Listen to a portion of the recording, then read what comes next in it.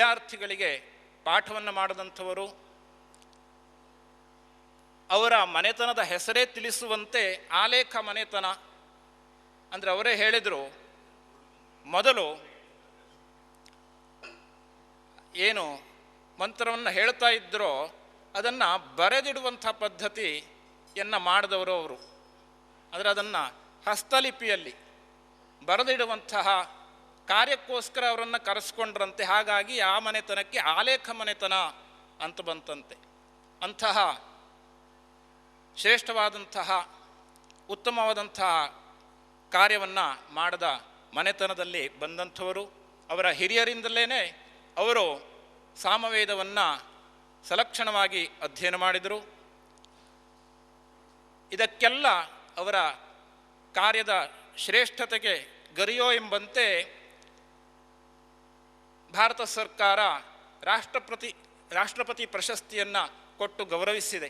ಅದು ನಮ್ಮೆಲ್ಲರಿಗೂ ಹೆಮ್ಮೆ ತರುವಂಥ ವಿಷಯ. ನಮ್ಮ ಉತ್ತರ ಕನ್ನಡ ಜಿಲ್ಲೆಯವರೇ ಆಗಿ ನಮ್ಮವರೇ ಆಗಿ ರಾಷ್ಟ್ರಪತಿ ಪ್ರಶಸ್ತಿಗೆ ಭಾಜನರಾದಂಥವರು ಆಲೇಖ ಶಿವರಾಮ್ ಭಟ್ರವರು.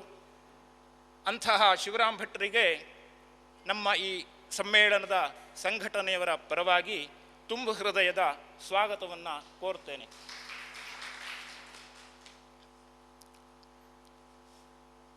ಇನ್ನು ಮುಖ್ಯ ವಕ್ತಾರರಾದಂತಹ ಉಪನ್ಯಾಸಕರಾದಂತಹ ವೇದಬ್ರಹ್ಮ ಶ್ರೀ ಮಂಜುನಾಥ್ ಶ್ರವತಿಗಳ ಪರಿಚಯ ಹಾಗೂ ಸ್ವಾಗತ.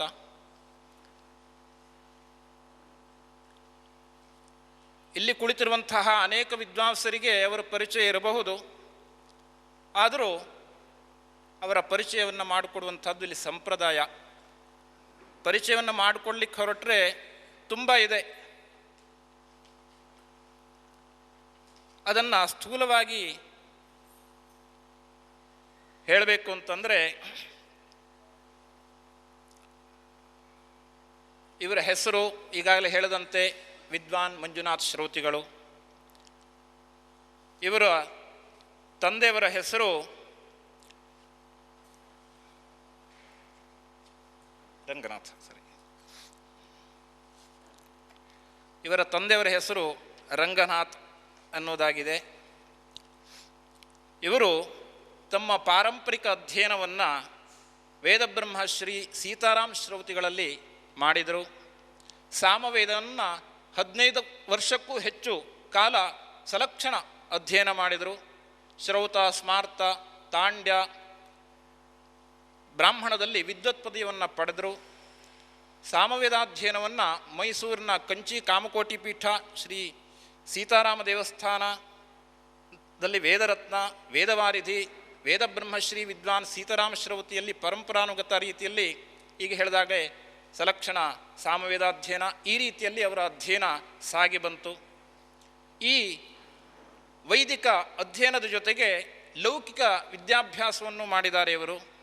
BCom, ಹಾಗೆ AMI, BM, FCWA, FA, GE ಈ ರೀತಿ ಆಂಗ್ಲ ವಿದ್ಯೆಗಳನ್ನು ಕೂಡ ಇವರು ಕರಗತ ಮಾಡಿಕೊಂಡರು. ಇವರ ವೃತ್ತಿಯ ಅನುಭವವನ್ನು ಹೇಳೋದಾದರೆ, ಮೈಸೂರು ಶ್ರೀ ಮನ್ಮಹಾರಾಜ ಸಂಸ್ಕೃತ ಪಾಠಶಾಲೆಯಲ್ಲಿ ಸಾಮವೇದ ಪ್ರಾಧ್ಯಾಪಕರಾಗಿ 7 ವರ್ಷಗಳ ಕಾಲ ಸೇವೆ ಸಲ್ಲಿಸಿದರು. ಮತ್ತು ಕಳೆದ 30 ವರ್ಷಗಳಿಂದ ಸುಮಾರು 60ಕ್ಕೂ ಹೆಚ್ಚು ವಿದ್ಯಾರ್ಥಿಗಳಿಗೆ ತಮ್ಮ ಗೃಹದಲ್ಲೇ ಸಾಮವೇದ ಪಾಠವನ್ನು ಮಾಡ್ತಾ ಇದ್ದಾರೆ. ನಿತ್ಯ ಜೀವನದಲ್ಲಿ ನಿರ್ವಹಣೆಗಾಗಿ ಸ್ವಂತ ಉದ್ಯಮವನ್ನು ಕೂಡ ಅವರು ಹೊಂದಿದ್ದಾರೆ. ಇದನ್ನೇ ಅವಲಂಬಿಸಿಕೊಂಡು ಇಲ್ಲ, ತಂದೆಯವರಿಂದ ಬಂದಂಥ ಪಾರಂಪರಿಕ ಉದ್ಯಮವನ್ನು ಕೂಡ ಅವರ ಮುನ್ನಡೆಸ್ಕೊಂಡು ಹೋಗ್ತಾ ಇದ್ದಾರೆ. ಕೇಂದ್ರ ಮಾನವ ಸಂಪನ್ಮೂಲ ಸಚಿವಾಲಯದ ಮೂಲಕ ಉಜ್ಜಯಿನಿಯ ಮಹರ್ಷಿ ಸಾಂದೀಪಿನಿ ವೇದವಿದ್ಯಾ ಪ್ರತಿಷ್ಠಾನದವರು ಏನು ಪರೀಕ್ಷೆ ನಡೆಸ್ತಾರೆ ಅದರ ನಿರ್ವಹಣಾಧಿಕಾರಿಯಾಗಿ ಕೂಡ ಇವರು ಸೇವೆಯನ್ನು ಸಲ್ಲಿಸಿದ್ದಾರೆ. ಇನ್ನು ಈ ಸಾಮವೇದ ಮತ್ತು ಈ ಲೌಕಿಕ ವಿದ್ಯೆ ಮತ್ತು ವೃತ್ತಿ ಇವುಗಳ ಜೊತೆಯಲ್ಲಿ ಇವರ ಇತರ ಚಟುವಟಿಕೆಗಳನ್ನು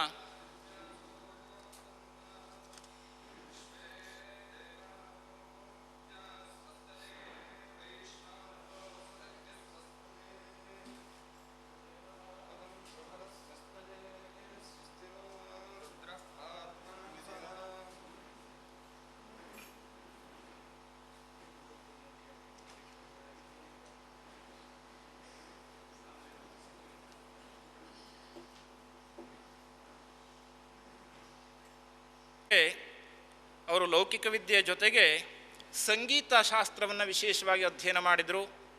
ವೀಣಾವಾದನದಲ್ಲಿ ವಿಶೇಷ ಪರಿಣಿತಿಯನ್ನು ಪಡೆದಂಥವರು. ಹಾಗೆ ಭಾರತದ ಅನೇಕ ಕಡೆಯಲ್ಲಿ ಶ್ರೌತ ಮತ್ತು ಸಂಹಿತಾಯಾಗಗಳಲ್ಲಿ ಭಾಗವಹಿಸಿದ್ದಾರೆ. ಅನೇಕ ಸನ್ಮಾನಗಳನ್ನು ಪಡೆದಿದ್ದಾರೆ. ಸಲಕ್ಷಣ ಘನಾಂತ ವಿದ್ವಾನ್, ವೇದರತ್ನ, ವೇದವಾರಿಧಿ, ಸಾಮಗಾನ ಚತುರ, ಅದೇ ರೀತಿ ಗಣಪತಿ ಸಚ್ಚಿದಾನಂದ ದತ್ತಾಶ್ರಮದಲ್ಲಿ ಆಸ್ಥಾನ ವಿದ್ವಾನ್, ಈ ರೀತಿ ಅನೇಕ ಬಿರುದಾವಳಿಗಳನ್ನು ಕೂಡ ಅವರು ಪಡ್ಕೊಂಡಿದ್ದಾರೆ. ಮತ್ತು ಅನೇಕ ಪುಸ್ತಕಗಳನ್ನು ಪ್ರಕಟ ಮಾಡಿದ್ದಾರೆ. ಸಾಮವೇದ ಸಂಧ್ಯಾವಂದನಾ ವಿಧಿ, ಸಾಮವೇದ ಪಂಚಾಯತನ ಪೂಜಾ ಪದ್ಧತಿ, ಹೀಗೆ ಅನೇಕ ಪುಸ್ತಕಗಳನ್ನು ಪ್ರಕಟ ಮಾಡಿದ್ದಾರೆ. ಇನ್ನು ಮತ್ತೆ ಕೆಲವು ಪುಸ್ತಕಗಳು ಪ್ರಕಟಣೆ ಆಗುವುದರಲ್ಲಿದೆ. ಮಹಾಕಾವ್ಯ, ಉಪನಿಷತ್ತುಗಳು, ಸಾಮವೇದ ವೈಶಿಷ್ಟ್ಯತೆ, ಈ ರೀತಿಯಲ್ಲಿ. ಹೀಗೆ ಅವರ ಪರಿಚಯವನ್ನು ಹೇಳ್ತಾ ಹೋದರೆ ತುಂಬ ವಿಸ್ತಾರ ಆಗುತ್ತೆ. ಈಗ ಹೇಳಿದ್ರಿಂದ ತಮಗೆಲ್ಲ ಸ್ಥೂಲವಾಗಿ ಅವರ ಪರಿಚಯ ಆಗಿದೆ ಅಂತ ಅಂದ್ಕೊಳ್ತೇನೆ. ಅಂತಹ ವೇದಬ್ರಹ್ಮ ಶ್ರೀ ಮಂಜುನಾಥ ಶ್ರೌತಿಗಳು ನಮ್ಮ ಕರೆಗೆ ಓಗೊಟ್ಟು ಪ್ರೀತಿಯಿಂದ ಇಲ್ಲಿ ಬಂದು ಸಾಮವೇದದ ವಿಷಯದಲ್ಲಿ ನಮಗೆ ಪರಿಚಯವನ್ನು ಮಾಡಿಸಿಕೊಡಲಿಕ್ಕಿದ್ದಾರೆ. ಅಂತಹ ಮಂಜುನಾಥ ಶ್ರೌತಿಗಳನ್ನು ಸಂಘಟನೆಯ ಪರವಾಗಿ ತುಂಬು ಹೃದಯದಿಂದ ಸ್ವಾಗತಿಸ್ತೇನೆ.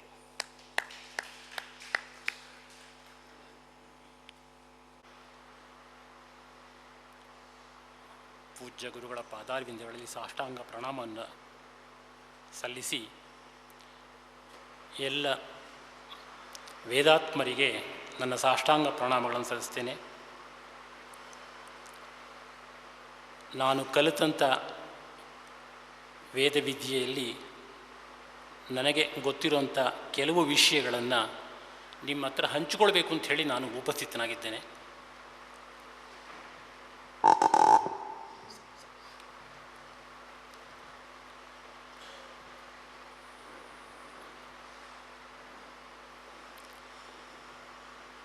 ಸಾಮವೇದ ಅನೇಕ ದೇವತಾ ಸ್ತೋತ್ರಗಳಲ್ಲಿ ಎಲ್ಲ ಕಡೆಯಲ್ಲೂ ಸಾಮಪ್ರಿಯಾಯ ನಮಃ, ಸಾಮಗಾನ ಲೋಲಾಯ ನಮಃ, ಹೀಗೆ ಸಾಮಗಾನದ ವಿಷಯಗಳನ್ನು ಹೇಳ್ತಾರೆ. ಭಾಳಷ್ಟು ಜನ ನನಗೆ ತಮಾಷೆ ಮಾಡ್ತಾರೆ, ದೇವರೆಲ್ಲ ನಿಮ್ಮ ಪಕ್ಷಪಾತಿಗಳಪ್ಪ, ನಿಮ್ಮ ಪಕ್ಷದವರು ಅಂತ ಹೇಳ್ತಾರೆ. ಹಾಗಾದರೆ ನಿಜವಾಗ್ಲೂ ಪಕ್ಷಪಾತ ದೇವರು ಮಾಡ್ತಾನೆ? ಖಂಡಿತ ಇಲ್ಲ. ಹಾಗಾದರೆ ಸಾಮವೇದದಲ್ಲಿ ವಿಶೇಷ ಏನು ಅನ್ನಂತ ಅನೇಕ ವರ್ಷಗಳಲ್ಲಿ ವಿಚಾರವನ್ನು ಮಾಡ್ತಾ ಇದ್ದೆ. ಎಲ್ಲ ವೇದಗಳು, ಮಂತ್ರಗಳು ಸಸ್ವರವಾಗಿ ಹೇಳಿದಾಗ ಅದು ಮಂತ್ರಗಳಾಗುತ್ತೆ, ಇಲ್ಲ ಅಂತಂದರೆ ಕೇವಲ ಕಾವ್ಯ ಶ್ಲೋಕಗಳಾಗುತ್ತೆ. ಈ ಮಂತ್ರತ್ವ ಅನ್ನೋಕ್ಕಂಥದ್ದು ಎಲ್ಲ ವೇದದಲ್ಲೂ ಇದೆ. ಋಗ್ಯಜು, ಸಾಮ, ಅಥರ್ವ 4 ವೇದಗಳಲ್ಲಿ ಮಂತ್ರತ್ವ ಇದೆ. ಆದರೆ ಸಾಮವೇದದಲ್ಲಿ ಏನು ವಿಶೇಷ ಅಂತ ಹೇಳಿದ್ರೆ, ಮಂತ್ರತ್ವದ ಜೊತೆಗೆ ಗೀತಿತ್ವ ಅನ್ನೋಕ್ಕಂಥದ್ದು ಸಾಮವೇದದಲ್ಲಿದೆ. ಉದಾತ್ತ, ಅನುದಾತ್ತ, ಸಹಿತಾದಿ ಋಕ್ಸ್ವರಗಳು ಎಲ್ಲ ಋಕ್ಕಿನಲ್ಲೂ ಇದೆ. ಸಾಮವೇದದಲ್ಲಿ ಈ ಋಕ್ಸ್ವರಗಳ ಜೊತೆಗೆ ಸಪ್ತಸ್ವರಗಳಿದೆ. ಆ ಗೀತಿತ್ವ ಸಾಮವೇದದ ವಿಶೇಷ. ಹಾಗಾಗಿ ಆ ಗೀತೆಗೆ, ಆ ಉಪಾಸನಾ ಮಾರ್ಗಕ್ಕೆ ಭಗವಂತ ಬೇಗ ಹೋಗೊಡ್ತಾನೆ ಅಂತ ಹೇಳಿ ನಾದವಿದ್ಯೆಯ ವಿಶೇಷತೆ ಇರೋದರಿಂದ ಸಾಮವೇದವನ್ನು ವಿಶೇಷವಾಗಿ ಎಲ್ಲ ಕಡೆ ಪ್ರಶಂಸೆ ಮಾಡಿದ್ದಾರೆ. ಹಾಗಾಗಿ ವೇದಾನಾಂ ಸಾಮವೇದೋಸ್ಮಿ ಅಂತ ಹೇಳಿ ಕೃಷ್ಣ ಪರಮಾತ್ಮ ಗೀತೆಯಲ್ಲಿ ಅಪ್ಪಣೆ ಕೊಡಿಸಿದ್ದಾರೆ. ಈ ಸಾಮವೇದದಲ್ಲಿ ಸಹಸ್ರವರ್ತ್ಮ ಸಾಮ, 1,000 ಶಾಖೆಗಳಿತ್ತು. ಶಾಖೆಗಳು ಮಂತ್ರಗಳ ಗಾನಕ್ರಮದಲ್ಲಿ ಇರುವ ವ್ಯತ್ಯಾಸದಿಂದ ಶಾಖಾ ಭೇದ ಪ್ರಭೇದಗಳಾಯಿತು ಅಂಥೇಳಿ ನಮಗೆ ವಿಷ್ಣು ಧರ್ಮೋತ್ತರ ಪುರಾಣ ಇತ್ಯಾದಿಗಳಲ್ಲಿ ಕಾಣುತ್ತೆ. ಚರಣವ್ಯೂಹದಲ್ಲಿ ವಿಷ್ಣು ಪುರಾಣ ಇತ್ಯಾದಿಗಳಲ್ಲಿ ಈ ಶಾಖೆಯನ್ನು ಹೆಸರಿಸಿರೋದ್ಕಂಥದ್ದು. ಸಾಧಾರಣ ಒಂದು 500 ಶಾಖೆ ತನಕ ಹೆಸರುಗಳು ನಮಗೆ ಇವತ್ತು ಉಪಲಬ್ಧ ಇದೆ, ಸಿಗುತ್ತೆ. 500 ಶಾಖೆಗಳ ಹೆಸರು ನಮಗೆ ಸಿಗ್ತಾ ಇದೆ. ಇನ್ನೂ 500 ಶಾಖೆಗಳ ಹೆಸರು, ಶಾಖೆ ಹೆಸರೇ ಗೊತ್ತಿಲ್ಲ, ಇನ್ನು ಶಾಖೆ ಬಗ್ಗೆ ಹೇಳೋದೇನು. ಈ 1,000 ಶಾಖೆಯಲ್ಲಿ ನಮ್ಮ ಪುಣ್ಯವಶಾತ್ ಕೇವಲ 3 ಶಾಖೆ ಮಾತ್ರ ಉಳ್ಕೊಂಡಿದೆ. ನಾವು 997 ಶಾಖೆಯನ್ನು ಕಳ್ಕೊಂಡಿದ್ದೇವೆ. ಇಳಿದಿರೋ 3 ಶಾಖೆಯೊಳಗೆ ಜೈಮಿನಿ ಶಾಖೆಯೂ ಕೂಡ ಸ್ವಲ್ಪ ಅವನತಿಯ ಅಂಚನ್ನು ಮುಟ್ಟುತ್ತಾ ಇದೆಯೇನೋ ಅಂತ ಅನ್ನಿಸ್ತಾ ಇದೆ. ರಾಣಾಯಿನಿ ಮತ್ತು ಕೌತುಮಿ ಶಾಖೆಗಳು ಪ್ರಚಲಿತ ಇದೆ. ಕೌತುಮಿ ಶಾಖೆ ದಕ್ಷಿಣ ಕರ್ನಾಟಕದಲ್ಲಿ ಮತ್ತು ತಮಿಳುನಾಡು, ಆಂಧ್ರ ಪ್ರದೇಶದಲ್ಲಿ, ಗುಜರಾತ್ ಪ್ರದೇಶದಲ್ಲಿ, ಉತ್ತರ ಭಾರತದ ಬಹುತೇಕ ಕಡೆ ಎಲ್ಲ ಕೌತುಮಿ ಶಾಖೆ ಇದೆ. ರಾಣಾಯಿನಿ ಶಾಖೆ ಆಂಧ್ರದ ಕೆಲವು ಕಡೆ, ದಕ್ಷಿಣ ತಮಿಳುನಾಡು ಮತ್ತು ಕರ್ನಾಟಕದಲ್ಲಿ ರಾಣಾಯಿನಿ ಶಾಖೆ ಇದೆ. ನಮ್ಮ ಕರ್ನಾಟಕ ಬಹಳ ವಿಶೇಷವಾದಂಥದ್ದು. ನಾ ಹೆಮ್ಮೆಯಿಂದ ಈ ವಿಷಯ ಎಲ್ಲ ಕಡೆ ಹೇಳ್ಕೊಳ್ಳಿಕ್ಕೆ ಇಷ್ಟಪಡ್ತೇನೆ. ಎಲ್ಲ ಪ್ರಕಾರಗಳನ್ನು ಕರುಣಿಸಿದಂಥ ನಾಡು ಇದು. ಉತ್ತರದಲ್ಲಿ ಉತ್ತರಾದಿ ಸಂಗೀತ, ಕರ್ನಾಟಕದ ದಕ್ಷಿಣ ಸಂಗೀತ ಎರಡೂ ಸಂಗೀತ ಪ್ರಕಾರಗಳು ಜನ್ಯಭೂಮಿ. ಹಾಗೆಯೇ ರಾಣಾಯಿನಿಯ ಶಾಖೆ ಮತ್ತು ಕೌತುಮಿ ಶಾಖೆ ಎರಡೂ ಶಾಖೆಯೂ ಕೂಡ ಬಹಳ ಚೆನ್ನಾಗಿ ಕರ್ನಾಟಕದಲ್ಲಿ ಪ್ರಸ್ತುತತೆ ಇದೆ. ಈ ಜೈಮಿನಿಯ ಶಾಖೆಯಲ್ಲಿ ತಲವಕಾರ ಶಾಖೆ ಅಂಥೇಳಿ ತಮಿಳುನಾಡು ತಂಜಾವೂರು ಕೆಳಗಿನ ಪ್ರದೇಶದಲ್ಲಿ ಕೆಲವು ಕಡೆ ಮತ್ತು ಕೇರಳದಲ್ಲಿ ಕೆಲವು ಕಡೆ ಇದೆ. ಆ ಕೇರಳದಲ್ಲಿ ಇರುವಂಥ ಜೈಮಿನಿ ಶಾಖೆ ಕೇರಳ ಪದ್ಧತಿಯೆಲ್ಲ ಸ್ವಲ್ಪ ಗಾನಕ್ರಮ ಪ್ರತಿಯೊಂದು ವ್ಯತ್ಯಾಸ ಆಗುತ್ತೆ. ಆ ಜೈಮಿನಿ ಶಾಖೆ ಕೇರಳದಲ್ಲಿ ಹೇಳುವಂಥ ಪದ್ಧತಿಗಳು ಬಹಳಷ್ಟು ಅವನತಿಯನ್ನು ಮುಟ್ಟುತ್ತಾ ಇದೆ. ಶಾಖೆ ಜೈಮಿನಿ ಶಾಖೆ, ಜೈಮಿನಿಯೊಳಗೆ ತಲವಕಾರ ಪ್ರಕಾರ, ಅದು ಪ್ರಕಾರ ಶಾಖೆ ಅಲ್ಲ, ಪ್ರತಿ ಶಾಖೆ ಇಲ್ಲ, ಅದು ಹೊರಟಾಯಿತು. ಪ್ರತಿ ಶಾಖೆ ಇತ್ತು ಇತ್ತು ಮುಂಚಿತ್ತು, ಅದು ಅಂದರೆ ಇಲ್ವಲ್ಲ ಈಗ ಉಪಸ್ಥಿತಿ. 1000ದಲ್ಲಿ ತಲವಾರ ಶಾಖೆಗೆ ಒಂದು ಪ್ರತ್ಯೇಕ ಇತ್ತು, ಅದರದ್ದೇ ಉಪನಿಷತ್ತು. ಹೌದು ಹೌದು. ಈ ಜೈಮಿನಿ ಶಾಖೆಯೊಳಗೆ ದಕ್ಷಿಣ ಪ್ರಾಂತ್ಯದಲ್ಲಿ, ತಮಿಳುನಾಡು ಪ್ರಾಂತ್ಯದಲ್ಲಿ ಹೇಳುವ ಪ್ರಕಾರಕ್ಕೂ ಕೇರಳದಲ್ಲಿ ಹೇಳೋ ಪ್ರಕಾರಕ್ಕೂ ಸ್ವಲ್ಪ ವ್ಯತ್ಯಾಸಗಳು ಕಂಡುಬರುತ್ತೆ ನಮಗೆ. ಸಾಧ್ಯವಾದರೆ ಅದನ್ನು ಮತ್ತೆ ಪ್ರಾತ್ಯಕ್ಷಿಕೆಯಲ್ಲಿ ಹೇಳಿ ತೋರಿಸ್ತೇನೆ ಒಂದೊಂದಾಗಿ ಹೇಗೆ ಬರುತ್ತೆ ಅಂತ. ಎಲ್ಲ ರುಕ್ಕಿನಲ್ಲಿ ಇರುವಂತೆ ಸಾಮವೇದದಲ್ಲಿ ಸಾಮ ಸಂಹಿತೆ ರುಕ್ಕಿದೆ, ಪೂರ್ವಾರ್ಚಿಕ ಸಂಹಿತೆ, ಉತ್ತರಾರ್ಚಿಕ ಸಂಹಿತೆ. ರುಚ್ಯದ್ಯೂಢಂ ಸಾಮಗೀಯತೆ, ರುಕ್ಕನ್ನು ಆಧರಿಸಿ ರುಕ್ಕನ್ನು ಆಶ್ರಯಿಸಿ ಸಾಮಗಾನವನ್ನು ಮಾಡಬೇಕು ಅನ್ನೋಂಥ ನಿಯಮ. ಆದರೆ ಬಹಳಷ್ಟು ಜನ ಏನು ತಿಳ್ಕೊಂಡಿದ್ದಾರೆ ಅಂತಂದರೆ ಋಗ್ವೇದದ ಸಾಹಿತ್ಯವನ್ನು ಸಾಮದಲ್ಲಿ ಹಾಡ್ತಾರೆ ಅಂತ ತಿಳ್ಕೊಂಡಿದ್ದಾರೆ. ಇದು ಪೌರಾತ್ಯರ ಅಭಿಪ್ರಾಯ, ಅದನ್ನೇ ಅನುಕರಣೆ ಮಾಡುವಂಥ ಕ್ರಮ ಇದು. ಆದರೆ ಋಕ್ ಸಾಹಿತ್ಯ ಅನ್ನೋಕ್ಕಂಥದ್ದು ಸಾಮವೇದದ ಋಕ್ ಸಾಹಿತ್ಯ.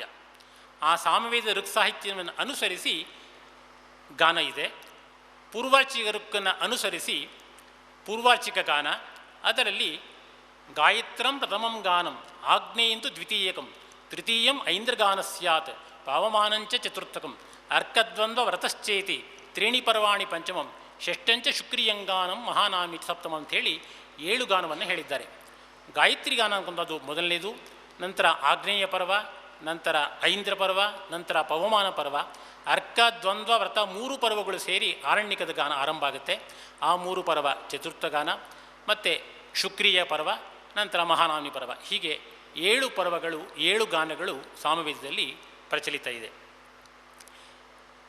ಈ ಪೂರ್ವಾರ್ಚಿಕ ಗಾನ ಏನಿದೆ, ಪೂರ್ವಾರ್ಚಿಕ ಗಾನಕ್ಕೆ ವಿಕೃತಿ ಗಾನವನ್ನು ಊಹಗಾನ, ಊಹ್ಯಗಾನ ಅಂತ ಹೇಳ್ತೀವಿ, ರಹಸ್ಯಗಾನ ಅಂತ ಹೇಳ್ತೀವಿ.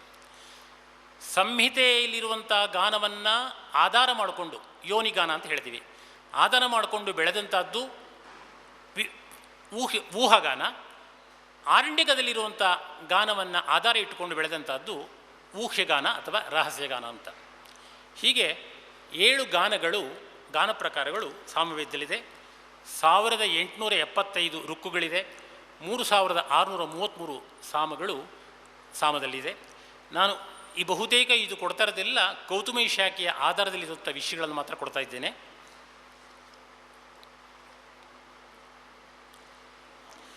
ಇನ್ನು ಎಲ್ಲ ವೇದಗಳಲ್ಲೂ 1-2 ಬ್ರಾಹ್ಮಣ ಇದ್ದರೆ, ಸಾಮವೇದದಲ್ಲಿ ತಾಂಡ್ಯ, ಷಡ್ವಿಂಶ, ಆರ್ಷೇಯ, ದೇವತಾಧ್ಯಾಯ, ವಂಶಬ್ರಾಹ್ಮಣ, ಸಂಹಿತೋಪನಿಷತ್ತೆ, ಹೀಗೆ ಆರ್ಷೇಯ 8 ಬ್ರಾಹ್ಮಣಗಳು ಸಾಮವೇದದಲ್ಲಿದೆ. ನಾರದೀಯ ಶಿಕ್ಷೆ, ಲೋಮಶಿಕ್ಷೆ, ಗೌತಮಿ ಶಿಕ್ಷೆ ಮತ್ತು ಪಾಣಿನೀಯ ಶಿಕ್ಷಾದಿ 4 ಶಿಕ್ಷಾ ಗ್ರಂಥಗಳು. ಕಲ್ಪ, ಕ್ಷುದ್ರ, ಲಾಟ್ಯಾಯನ, ಉಪಗ್ರಂಥ, ಪಂಚವಿಧ, ನಿಧಾನ, ತಾಂಡ್ಯಲಕ್ಷಣ, ಅನುಪದ, ಕಲ್ಪಾನುಪದ, ಹೀಗೆ 10 ಸೂತ್ರಗಳು. ಋಕ್ತಂತ್ರ ಮತ್ತು ಸಾಮತಂತ್ರ, ಪುಷ್ಪಸೂತ್ರ, ಸಂಜ್ಞಾಕರಣ ಇತ್ಯಾದಿ ವ್ಯಾಕರಣ ಗ್ರಂಥಗಳು. ಪುಲ್ಲ, ಗೋಬಿಲ, ಗಾಯತ್ರಿ ವಿಧಾನ, ಸ್ತೋಭಾನುಸಂಹಾರ, ಛಂದೋಗ ಪರಿಶಿಷ್ಟ, ಶ್ರದ್ಧಾಕಲ್ಪ, ಹೀಗೆ ಸೂತ್ರಾದಿ ಗ್ರಂಥಗಳು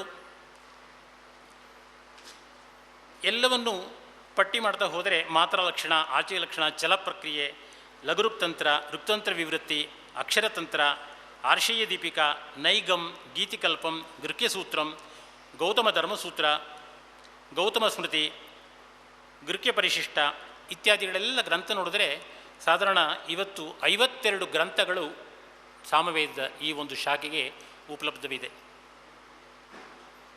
ಇದಿಷ್ಟು ಸಾಮವೇದದ ಬಗ್ಗೆ ಸ್ಥೂಲ ಪರಿಚಯ. ಗಂಧರ್ವ ವೇದ ಮತ್ತು ಸಾಮವೇದ ಎರಡನ್ನ ಒಂದು ತುಲನಾತ್ಮಕವಾಗಿ ನಾನು ಈಗೊಂದು 30 ವರ್ಷದಿಂದ ಏನು ಒಂದು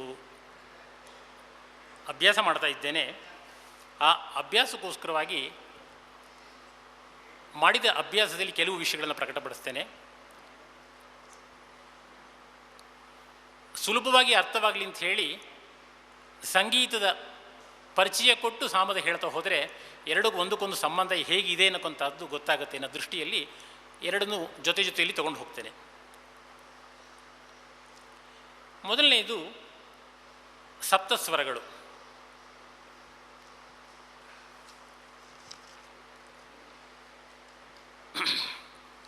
ಸಂಗೀತದಲ್ಲಿ ಸರಿ ಗ ಮ ಪ ದ ನಿ ಸ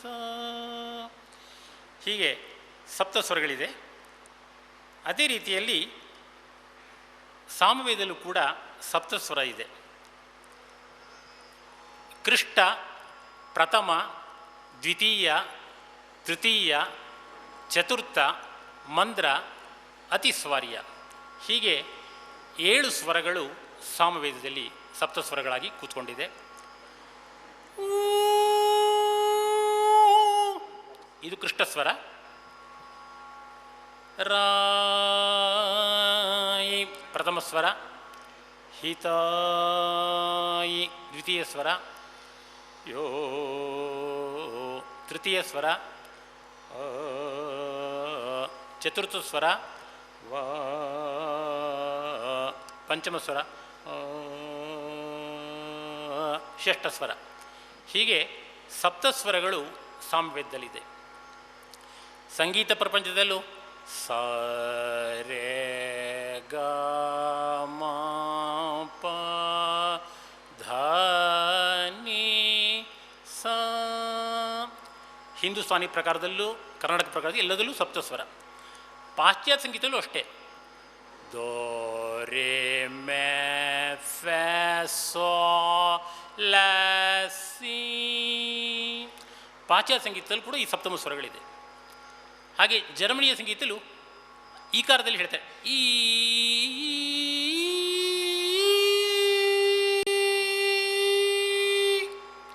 ಈ ಕಾರದಲ್ಲಿ ಸಪ್ತಸ್ವರವನ್ನು ಹೇಳ್ತಾರೆ. ನೀವು ಯಾವುದೇ ಸಂಗೀತ ಪ್ರಕಾರ ತಗೊಳ್ಳಿ, ಇಡೀ ಪ್ರಪಂಚದಲ್ಲಿ ಚೈನೀಸ್ ಮ್ಯೂಸಿಕ್ ತಗೊಳ್ಳಿ, ಜಾಸ್ ಮ್ಯೂಸಿಕ್ ತಗೊಳ್ಳಿ, ಅರೇಬಿಯನ್ ಮ್ಯೂಸಿಕ್ ತಗೊಳ್ಳಿ, ಗಾಸ್ ಮ್ಯೂಸಿಕ್ ತಗೊಳ್ಳಿ, ಪಾಪ್ ಮ್ಯೂಸಿಕ್ ತಗೊಳ್ಳಿ, ಎಲ್ಲ ಸಂಗೀತದಲ್ಲೂ ಸಪ್ತಸ್ವರಗಳೇ ಪ್ರಧಾನ. ಈ ಸಪ್ತಸ್ವರ ಬಂದಿದ್ದು ಸಾಮವೇದದ ಆಧಾರದಿಂದ ಹೇಗೆ ಸಪ್ತಸ್ವರಗಳಿದೆ, ಆ ಸಪ್ತಸ್ವರವು ಎಲ್ಲ ಕಡೆಯಲ್ಲೂ ಬೆಳೆದು ಹೋಗಿದೆ.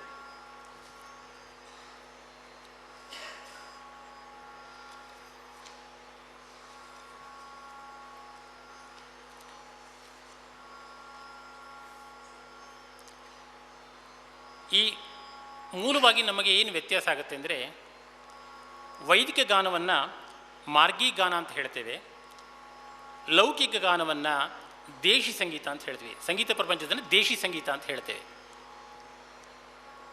ಈ ಮಾರ್ಗಿ ಸಂಗೀತದಲ್ಲಿ ಯಾವುದು ಆರೋಹಣ ಅದು ಸಂಗೀತ ಪ್ರಪಂಚದಲ್ಲಿ ಅವರೋಹಣ, ನಮಗೆ ಯಾವುದು ಅವರೋಹಣ ಅದು ಸಂಗೀತದಲ್ಲಿ ಆರೋಹಣ. ಹಾಗಾಗಿ ನಾವು ಸಂಗೀತವನ್ನು ಕಲಿತು ಇದಕ್ಕೆ ಹೋಗಬೇಕಾದಾಗ ಸ್ವಲ್ಪ ಹಿಂದಿಂದ ಕಲಿಯುವಂಥ ಪರಿಸ್ಥಿತಿಯಲ್ಲಿ ಆ ಸ್ವರದಲ್ಲಿ ಆ ಸ್ವರಸ್ಥಾನಗಳು ಹಿಡಿಯುವಿಕೆಯಲ್ಲಿ ವ್ಯತ್ಯಾಸ ಆಗ್ತಾಯಿದೆ. ಇದು ಮೂಲಭೂತವಾದಂಥ ವ್ಯತ್ಯಾಸ ನಮಗಾಗುವಂತಾಗ್ತಾ ಇರೋದು. ಆದರೆ ಗಮನ ಇಟ್ಟು ಅದನ್ನು ನಾವು ಮುಂದುವರಿಸ್ಕೊಂಡು ಹೋಗಿದ್ದಾಗ, ಮಾರ್ಗಿ ಪದ್ಧತಿಯಲ್ಲೇ ಅಭ್ಯಾಸ ಮಾಡಿದಾಗ ಮಾರ್ಗಿ ಗಾನದ ವಿಷಯ ನಮಗೆ ಕಂಡುಬರುತ್ತೆ. ಸಾಮವೇದಾದಿದಂ ಗೀತಂ ಸಂಜಗ್ರಹ ಪಿತಾಮಹ ಅಂತೇಳಿ ಶಾರ್ಂಗದೇವ ಸಂಗೀತ ರತ್ನಾಕರದಲ್ಲಿ ಗಾಂಧರ್ವ ವೇದಕ್ಕೆ ಮೂಲ ಸಾಮವೇದ ಅನ್ನುವಂಥದ್ದನ್ನು ಸ್ಪಷ್ಟವಾಗಿ ಹೇಳಿದ್ದಾನೆ. ಸಪ್ತಸ್ವರಾ ತ್ರಯೋ ಗ್ರಾಮಾ ಮೂರ್ಛಾನಸ್ತವೈಕವಿಂಶತಿ ತಾನ ಏಕೋನಪಂಚಾಶತ್ ಇತ್ಯೇತ ಸ್ವರಮಂಡಲಂ. ಹೀಗೆ 7 ಸ್ವರಗಳು, 3 ಗ್ರಾಮಗಳು, 21 ಮೂರ್ಛಾನಗಳು, 49 ತಾನಗಳು ಈ ಸಂಗೀತ ಸ್ವರದಲ್ಲಿ, ಸಂಗೀತ ಮಂಡಲದಲ್ಲಿ ಇದೆ ಅಂತ ಹೇಳಿ ನಾರದಿ ಶಿಕ್ಷೆಯಲ್ಲಿ ಹೇಳ್ತಾರೆ. ಈ ಸಪ್ತಸ್ವರದ ಜೊತೆಗೆ ನಿರ್ದಿಷ್ಟವಾದಂಥ ಕೆಲವು ಸ್ವರಗಳಿದೆ. ಪರಿಸ್ವಾರ್ಯ, ಪ್ರಯಂಕ, ನಮನ, ವಿನತ, ದೀಪ್ತ, ಅಯತ, ಕರುಣ, ಸ್ವರಿತ, ಕರ್ಷಣ, ಸಂಪ್ರಸಾರಣ, ಅಭಿಗೀತ ಅಂಥೇಳಿ ಅನೇಕ ವಿಧವಾದಂಥ ನಿರ್ದಿಷ್ಟ ಸ್ವರಗಳ ಪ್ರಯೋಗ ಆಗಿದೆ. ಇವುಗಳ ಜೊತೆಗೆ ಇನ್ನೂ ವಿಶೇಷ ಸೂಕ್ಷ್ಮತರವಾದಂಥ ಸ್ವರಗಳು ಕೂಡ ಪ್ರಯೋಗ ಇದೆ. ಅದನ್ನು ಅವಾಂತರ ಸ್ವರಗಳು ಅಂತ ಹೇಳಿ ಸಂಬೋಧನೆ ಮಾಡ್ತೀವಿ. ಕೆಲವೊಂದು ಸಾಮಗಳಲ್ಲಿ ಕೆಲವೊಂದು ನಿರ್ದಿಷ್ಟವಾದ ಕಡೆಯಲ್ಲಿ ಮಾತ್ರ ಆ ಒಂದು ಸೂಕ್ಷ್ಮಾತಿ ಸೂಕ್ಷ್ಮ ಸ್ವರದ ಪ್ರಯೋಗವನ್ನು ನಾವು ಕಾಣ್ಬೋದು. ಇನ್ನು ಸ್ವರ ವಿಭಾಗದಲ್ಲಿ ಏಕಸ್ವರ ಮತ್ತು ಅನೇಕ ಸ್ವರ, ಕೇವಲ ಒಂದೇ ಸ್ವರಲ್ಲಿ ಹೇಳೋಕ್ಕಂಥದ್ದು, ಅನೇಕ ಸ್ವರಗಳು ಬಳಕೆ ಇರೋಕ್ಕಂಥ ಕ್ರಮ ಕೂಡ ಇದೆ.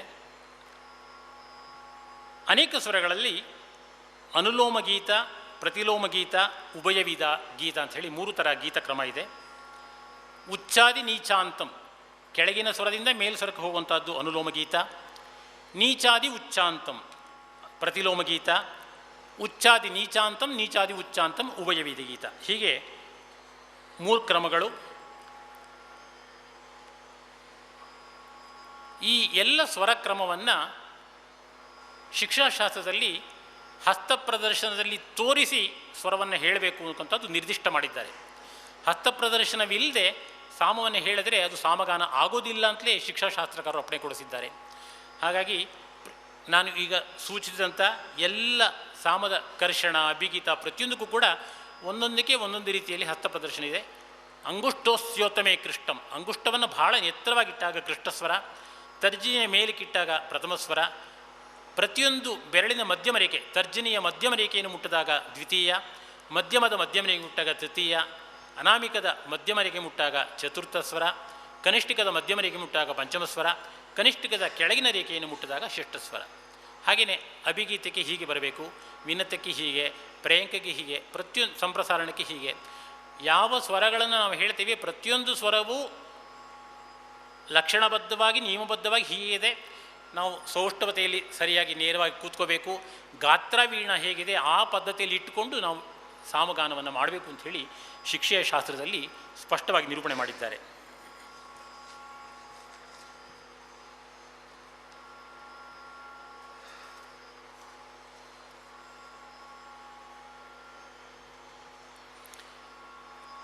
ಇನ್ನು ಈ ಸಾಮವೇದ ಸಂಗೀತದಲ್ಲಿ ಹೇಳುವಂಥ ಶ್ರುತಿ, ಕಾಲ ಪದ್ಧತಿ ಇವೆಲ್ಲೂ ಕೂಡ ಸಾಮದ ಆಧಾರ ಅಂತ ಒಂದೆರಡು ವಿಷಯಗಳನ್ನು ನೋಡೋಣ.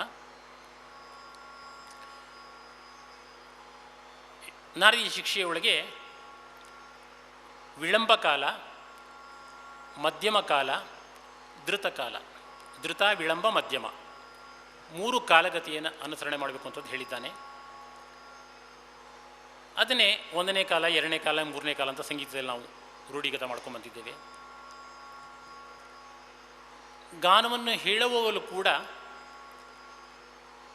ಅಭ್ಯಾಸದಲ್ಲಿ ದುರಿತವಾಗಿರಬೇಕು, ಪ್ರಯೋಗದಲ್ಲಿ ಮಧ್ಯಮವಾಗಿ ಹೇಳಬೇಕು.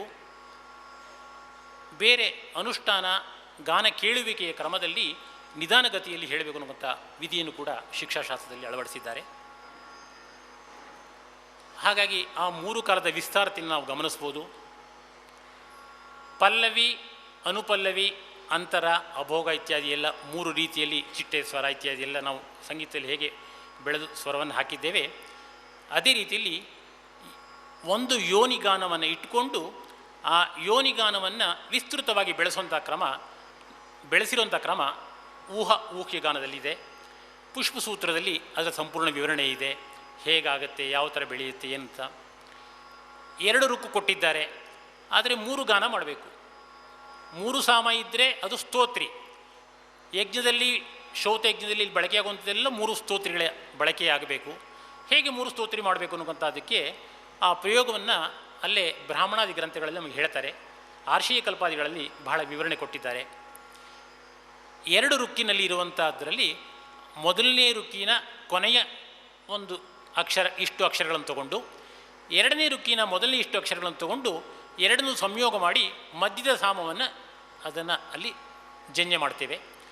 ಈ ಪ್ರಯೋಗಕ್ಕೆ ಪ್ರಾಘಾತ ಪ್ರಯೋಗ ಅಂತ ಹೇಳ್ತಾರೆ, ಪ್ರಾಘಾತ ಅಂತ ಹೇಳ್ತಾರೆ. ಹೀಗೆ ಸಾಮದ ಬೆಳೆಯುವಿಕೆ ಕ್ರಮ. ಇನ್ನು ಒಂದು ಸಾಮ ರಚನೆ ಆಗಬೇಕಾದರೆ ಏನೆಲ್ಲ ಆಗಬಹುದು ಅನ್ನೋಂಥ ಒಂದು ವಿಚಾರ. 8 ವಿಕೃತಿಗಳಿಂದ ಆಗುತ್ತೆ. ವಿಕೃತಿ ಇದೆ ಅಂತ ಹೇಳ್ತಾನೆ. ವಿಕಾರ, ವಿಶ್ಲೇಷ, ವಿಕರ್ಷಣ, ಅಭ್ಯಾಸ, ವಿರಾಮ, ಸ್ತೋಭ, ಆಗಮ, ಲೋಪ. ಹೀಗೆ 8 ವಿಕೃತಿಗಳಿಂದ ಈ ಸಾಮದ ರಚನೆಯು ಆಗುತ್ತೆ. ಅಂದರೆ ಇರುವಂಥ ಅಕ್ಷರವನ್ನು ಗಾನದ ಆನುಕೂಲ್ಯಕ್ಕಾಗಿ ಎಲ್ಲೆಲ್ಲಿ ಪದವನ್ನು ಹೇಳುವಾಗ ನಾವು ಹೇಗೆ ಪದವನ್ನು ಹೇಳ್ತೀವಿ ಹಾಗೆಯೇ ಬಿಡಿಸಿ ಹೇಳಬೇಕು. ಪುತ್ರ ಇತಿ ಪುತ್ರ, ಮಿತ್ರ ಇತಿ ಮಿತ್ರ ಅಂಥೇಳಿ ಸಾಮವೇದದಲ್ಲಿ ಈ ಪದವಿಯೋಗ ಮಾಡಿದ್ದಾರೆ. ಭಾಳ ವಿಶೇಷ. ಬೇರೆ ವೇದದಲ್ಲಿ ಈ ಥರ ಪ್ರಯೋಗ ಕಾಣುತ್ತೋ ಇಲ್ವಂತ ಅನಿಸುತ್ತೆ. ಹಾಗೆ ಆ ಹೇಳುವಾಗ ಸಾಮದಲ್ಲಿ ಮೀಗೆ ಒಂದು ನಿಲ್ಲಿಸ್ಕೊಳ್ಳೋದು, ಮುಂದಿನ ಹೆಜ್ಜೆ ತಗೊಳ್ಳೋದು, ಹಾಗೆ ಅಕ್ಷರಚ್ಛೇದಗಳನ್ನು ಪದಚ್ಛೇದಗಳನ್ನು ಮಾಡಿ ಸಾಮದ ಅನುಕೂಲಕ್ಕೋಸ್ಕರವಾಗಿ ಹೇಳ್ತಾರೆ. ಇದರ ಜೊತೆಗೆ 18 ಭಾವಗಳನ್ನು ಹೇಳ್ತಾರೆ. ಆಯತ್ವ, ಪ್ರಗತಿಭಾವ, ವೃದ್ಧಿ, ಅವೃದ್ಧಿ, ಗತಾಗತ, ಉಚ್ಚ, ನೀಚ, ಸಂಧಿಪದ, ಆತ್ವ, ಆರ್ಭಾವ, ಪ್ರಶ್ಲೇಷ, ವಿಶ್ಲೇಷ, ಸಂಕೃಷ್ಟ, ವಿಕೃಷ್ಟ, ಲೋಪ, ಅತಿರತಿ, ಆಭಾವ ಮತ್ತು ವಿಕಲ್ಪ ಅಂಥೇಳಿ 18 ಭಾವಗಳಿಂದ ಸಾಮದ ಪರಿವರ್ತನೆಗಳಾಗುತ್ತೆ. ಈ ಪರಿವರ್ತನೆಯಿಂದ ಸಾಮಗಳು ಉಂಟಾಗುತ್ತೆ ಅಂಥೇಳಿ ಸಾಮದ ರೀತಿಯನ್ನು ಹೇಳ್ತಾರೆ. ರಕ್ತ, ಪೂರ್ಣ, ಅಲಂಕೃತ, ಪ್ರಸನ್ನ, ವ್ಯಕ್ತ, ವಿಕೃಷ್ಟ, ಶ್ಲಕ್ಷ್ಣ, ಸಮ, ಸುಕುಮಾರ ಮತ್ತು ಮಧುರ ಅಂಥೇಳಿ 10 ವಿಧವಾದ ದಶಗುಣಗಳಿಂದ ಸಾಮವನ್ನು ಹೇಳಬೇಕು. ಇದೆಲ್ಲ ಹೇಳಿ ಗೀತಿ ದೋಷ ಚತುರ್ದಶ ಅಂತ 14 ದೋಷಗಳನ್ನು ಹೇಳ್ತಾರೆ. ನಮ್ಮ ಗುರುಗಳು ನನಗೆ ಹೇಳ್ತಾ ಇದ್ದರು, ಮೊದಲು ದೋಷ ಕಲ್ತ್ಕೊಂಬಿಡಿ, ತಿಳ್ಕೊ ಏನು ದೋಷ ಅಂತ, ಆವಾಗ ದೋಷ ಮಾಡೋದು ತಪ್ಪೋಗುತ್ತೆ. ಮೊದಲು ದೋಷದ ಪಾಠ ಹೇಳಿ ಆಮೇಲೆ ಸರಿಯಾದ ಪಾಠ ಹೇಳ್ಕೊಡ್ತೀನಿ ಅಂತ ಹೇಳೋರು. ಏನು ಹಿಂಗೆ ಉಲ್ಟಾ ಪಾಠ ಹೇಳ್ತಾರಲ್ಲ ಅಂತ ನಮಗೆ ಅನ್ನಿಸ್ತಾ ಇತ್ತು. ಈಗ ಅದರ ಅರ್ಥ ಏನು ಅಂತ ಗೊತ್ತಾಗುತ್ತೆ.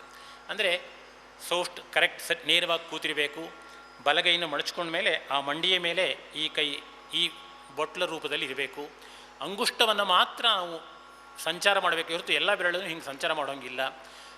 ಆಮೇಲೆ ಹೀಗಿಟ್ಕೊಂಡೇ ಹೇಳಬೇಕು. ಈ ಬೆಟ್ಟು ಮಂಡಿಯಿಂದ ಮಾತ್ರ ಮುಂದಿರಬೇಕು, ಕೈ ಮುಂದಕ್ಕೆ ಬರಬಾರ್ದು. ಹಾಗಾದರೆ ಒಂಚೂರು ಕೈ ಮುಂದೆ ಮತ್ತೆ ನಮ್ಮ ಗುರುಗಳು ಪಕ್ಕದಲ್ಲಿ ಇಟ್ಕೊಂಡಿರ್ತಿದ್ರು, ಪುಸ್ತಕನೋ ಪೇಪರೋ ಬೀದ್ಗಾಯಿ ಗೊಂಚಲೋ ತೆಗೆದು ಮೇಲೆ ತಡ ಕೈ ಮೇಲೆ ಹಾಕೋರು. ಹಾಗೆ ಕಲಿಸುವಾಗ ಅಷ್ಟು ನಿಯಮದಲ್ಲಿ ಕಲಿಸಿದರು. ಈ ರೀತಿಯಲ್ಲಿ ಕ್ರಮದಲ್ಲಿ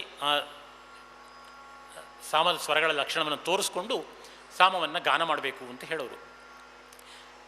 ಹೇಳುವಾಗ ಒಳ್ಳೆಯ ಮನಸ್ಸಿನಿಂದ, ಒಳ್ಳೆಯ ಭಾವನೆಯಿಂದ ನಾವು ಗಾನವನ್ನು ಮಾಡಬೇಕು.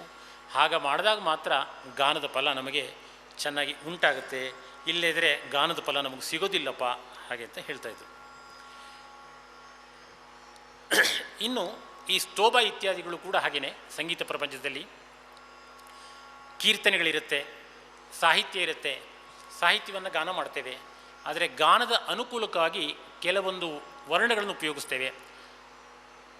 ಗಾಯತ್ರಿ ಗಾನವನ್ನು ಯಾವುದು ಗಾಯತ್ರಿ ಮಂತ್ರಗಳಿದೆ, ಮಂತ್ರಗಳನ್ನು ಹಾಗೆಯೇ ಯಥಾವತ್ ಹೇಳೋಕ್ಕಂಥದ್ದಲ್ಲೂ ಬರುತ್ತೆ.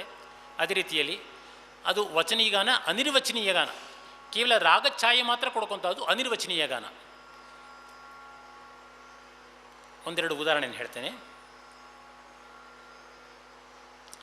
ಪವಸ್ವವಾಂದಸೋ ಓಂ ಓ ಓ ಓ ಓ ಓ ಓ ಓ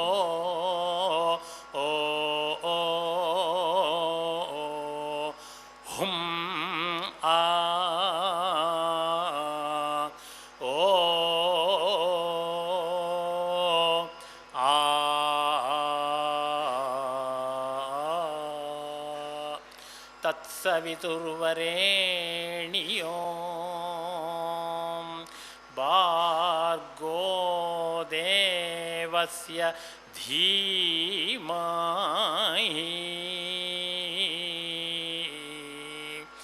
ಧಿಯೋ ಯೋ ನ ಪ್ರಚೋ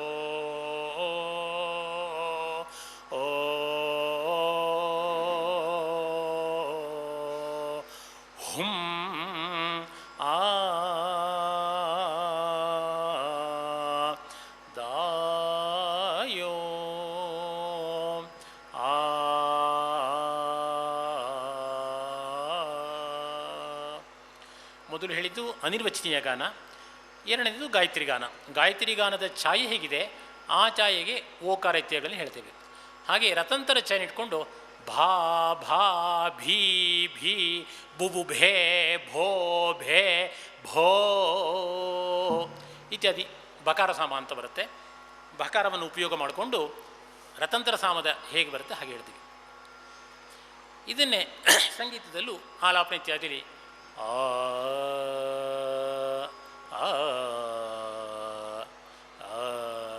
ಇತ್ಯಾದಿ ಅಕಾರ ನಕಾರ ಉಪಯೋಗಿಸ್ತೀವಿ. ಹಾಗೆ ತದರಿನ ಈ ಅಕಾರ ಈಕಾರ ನಕಾರ ಇತ್ಯಾದಿ ತದರಿನ ಇತ್ಯಾದಿ ಹೇಳಿದಾಗ ಇದಕ್ಕೆಲ್ಲ ಅರ್ಥ ಸಿಗೋದಿಲ್ಲ. ಸ್ತೋಭಾಕ್ಷರಗಳಲ್ಲಿ ನಮ್ಮಲ್ಲಿ ಅದು ಹೇಳ್ತಾನೆ. ಸ್ತೋಭದಲ್ಲಿ ವಾಕ್ಯ ಸ್ತೋಭ, ಪದಸ್ತೋಭ ಇತ್ಯಾದಿಗಳ ಸ್ತೋಭ ಹೇಳ್ತಾನೆ. ಅಯಂ ವಾವುಕಾರೋ ವಾಯುರ್ಹಾಯಿಕಾರ ಚಂದ್ರಮ ಅತಕಾರೋ ಅಗ್ನಿರೀಕಾರ ನಿಹವಯೇಕಾರೋ ವಿಶ್ವೇ ದೇವ ಔಹೋ ಈಕಾರ. ಚಾಂದೋಗ್ಯೋಪನಿಷತ್ತು 1ನೇ ಅಧ್ಯಾಯದಲ್ಲಿ 13ನೇ ಖಂಡದಲ್ಲಿ ಇದನ್ನು ಹೇಳ್ತಾನೆ. ಇಲ್ಲಿ ಈ 13 ಸ್ತೋಭಗಳನ್ನು ಉಪಯೋಗಿಸಿ ಇದನ್ನು ಹೇಳ್ತಾರೆ. ಸ್ತೋಭಸ್ಯ ಲಕ್ಷಣಂ ನಾಸ್ತಿ ಕಿಂವಾ ಅಸ್ತಿ ಪ್ರಯೋಜನಂ ಅಂತ ಪ್ರಶ್ನೆ ಮಾಡ್ತಾರೆ. ಜೈಮಿನಿ ನ್ಯಾಯಮದಲ್ಲಿ ಹೇಳ್ತಾನೆ, ಹಾಗೆ ಅಷ್ಟು ಸುಲಭದಲ್ಲಿ ನೀ ಸ್ತೋಭದ ಅರ್ಥ ಎಲ್ಲ ಹೇಳಲಿಕ್ಕೆ ಹೋಗಬೇಡ.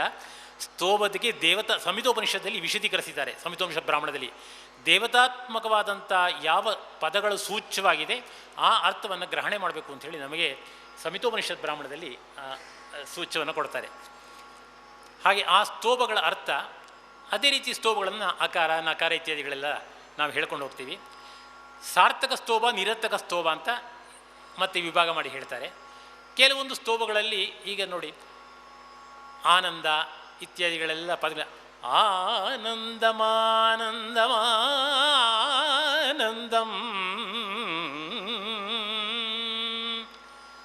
ಪರಮಾನಂದಂ ಆನಂದಂ ಇದಕ್ಕೆಲ್ಲ ಅರ್ಥಗಳು ಗೊತ್ತಾಗುತ್ತೆ. ಆನಂದ, ಪರಮಾನಂದ ಇತ್ಯಾದಿ ಶಬ್ದಗಳು. ನಮ್ಮ ಸಂಗೀತ ಸಾಮಗಾನದಲ್ಲಿ ಕೆಲವೊಂದು ಸ್ತೋಭಗಳನ್ನು ಹೀಗೆ ಅಧಿಪತೆ, ಮಿತ್ರಪತೆ, ಅಧಿಪತಾಯೇ ಮಿತ್ರಪಾತಾಯೇ ಕ್ಷತ್ರಾಪಾತಾಯೇ ಸ್ವಪಾತಾಯೇ ಧನಪಾತಾಯೇ ನಾಮಃ.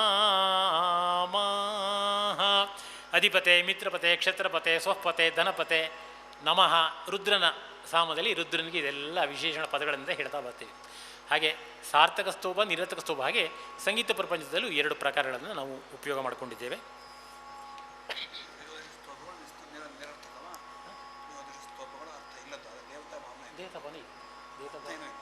ದೇವತಾ ಭಾವದಿಂದ ಅರ್ಥ ತಗೊಂಡು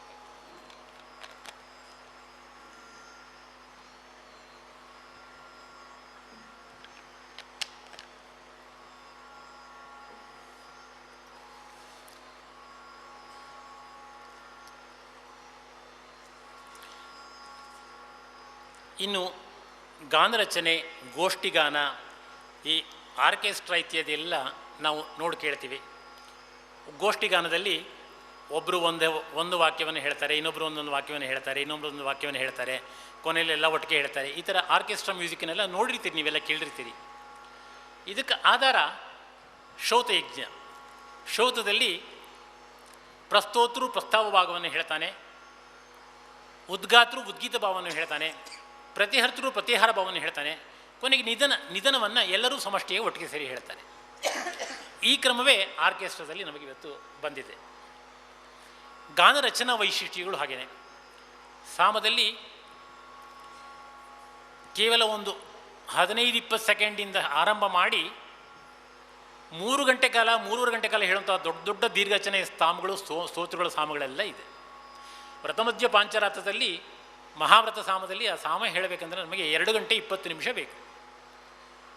ರಾಜನ ಸಾಮ ಆರಣ್ಯಕದಲ್ಲಿ ಬರುತ್ತೆ, 64 ಸ್ತೋಭಯುಕ್ತವಾದ ಸಾಮ. ಅಲ್ಲಿ 1 ಸಹಸ್ರ ಸ್ತೋಭ ಮಾಡಿ ಹೇಳಬೇಕು ಅಂತ ಆರ್ಷಿಕಲ್ಪದಲ್ಲಿ ನಿಯಮವನ್ನು ಹೇಳ್ತಾನೆ. ಆ ಸಹಸ್ರ ಸ್ತೋಭಾತ್ಮಕವಾಗಿ ಹೇಳಬೇಕಂದ್ರೆ 2 ಗಂಟೆ 20 ನಿಮಿಷ ಬೇಕು. ಆ ಒಂದು ಸ್ತೋತ್ರಿಯ ಪ್ರಕಾರದಲ್ಲಿ ಏಕಾಚಮೆ, ತ್ರಿಸ್ರಶ್ಚಮೆ, ಪಂಚಚಮೆ, ಸಪ್ತಚಮೆ, ಚಮಕ ಕೊನೆಯ ಜ್ಞಾಪಿಸ್ಕೊಳ್ಳಿ. ಅಷ್ಟಾಚತ್ವಾರಿಗುಂಶಚ್ಚಮೆ 48 ಸ್ತೋಮಗಳು ಅಂತಿಮ. ಇಷ್ಟೆಲ್ಲ ಸಾಮದ ಸ್ತೋಮದ ಕ್ರಮವನ್ನು ಸಂಖ್ಯೆಯಲ್ಲಿ ಹೇಳತಕ್ಕಂಥದ್ದು ಚಮಕ ಆ ಅಧ್ಯಾಯದಲ್ಲಿ ಬರೆದಿರತಕ್ಕಂಥದ್ದು. ಇನ್ನು ಈ ಸಾಮದ ಉಪಯುಕ್ತತೆ ಬಹಳಷ್ಟು ಇದೆ. ಅನೇಕ ರಾಗಗಳಲ್ಲಿ ಮಲಹರ, ಮಾಲ್ಕೌನ್ಸು ಇತ್ಯಾದಿ, ಅಂದರೆ ಮಲಹರ ರಾಗದಲ್ಲೇ ಗೊತ್ತಾಗುತ್ತೆ ಇಂತಿಂಥ ಬದ್ಧತೆಗೆ, ಈ ಒಂದು ಸಮಸ್ಯೆಗಳಿಗೆ ಇಂತಿಂಥ ರಾಗಗಳನ್ನು ಪ್ರಯೋಗ ಮಾಡಿ ಅಂತ ಹೇಳಿದ್ದಾರೆ. ಉದಾಹರಣೆ ತುಂಬ ಇದೆ, ನಾನು ಸಮಯ ಆಗ್ತಾ ಇರೋದ್ರಿಂದ ಹೆಚ್ಚು ವಿವರಣೆ ಕೊಡೋಕ್ಕೆ ಹೋಗ್ತಾ ಇಲ್ಲ. ನಮ್ಮ ಸಾಮವಿಧಾನ ಬ್ರಾಹ್ಮಣದಲ್ಲಿ ಅನೇಕ ಸಾಮಗಳನ್ನು ಸೂಚನೆ ಮಾಡ್ತಾರೆ. ಇಂತಿಂಥ ಸಾಮಗಳಿಂದ ಇಂತಿಂಥ ಪ್ರಯೋಜನ ಪಡ್ಕೊಳ್ಬಹುದು ಅನ್ನೋಂಥದ್ದು. ತ್ರೀನ್ವೋದಕಾಂಜಲಿಂ ಸದಾ ಚಾಮೇತ್ ಪಿಬಾ ಸೋಮಮಿಂದ್ರ ಮಂದತು ತ್ವೇತ್ಯೇತಾಭ್ಯಾಂ ದೀರ್ಘಾಯುರ್ಭವತಿ. ಪಿಬಾ ಸೋಮ ಅನ್ನೋಂಥ ಸಾಮದಿಂದ 3 ಉದಕಾಂಜಲಿ 3 ಉದಕಾಂಜಲಿಯನ್ನು ಅಭಿಮಂತ್ರಣೆ ಮಾಡ್ಕೊಂಡು ಕುಡಿದ್ರೆ ಆರೋಗ್ಯದ ಸಮಸ್ಯೆಗಳೆಲ್ಲ ಪರಿಹಾರ ಆಗುತ್ತೆ ಅಂತ ಹೇಳ್ತಾನೆ. ಅನೇಕ ಸಮಸ್ಯೆಗಳಿಗೆ, ಆರೋಗ್ಯ ಸಮಸ್ಯೆಗಳಿಗೆ ಸಾಮವಿಧಾನ ಬ್ರಾಹ್ಮಣಗಳಲ್ಲಿ ನಮಗೆ ಈ ವಿಷಯಗಳೆಲ್ಲ ಗೊತ್ತಾಗುತ್ತೆ.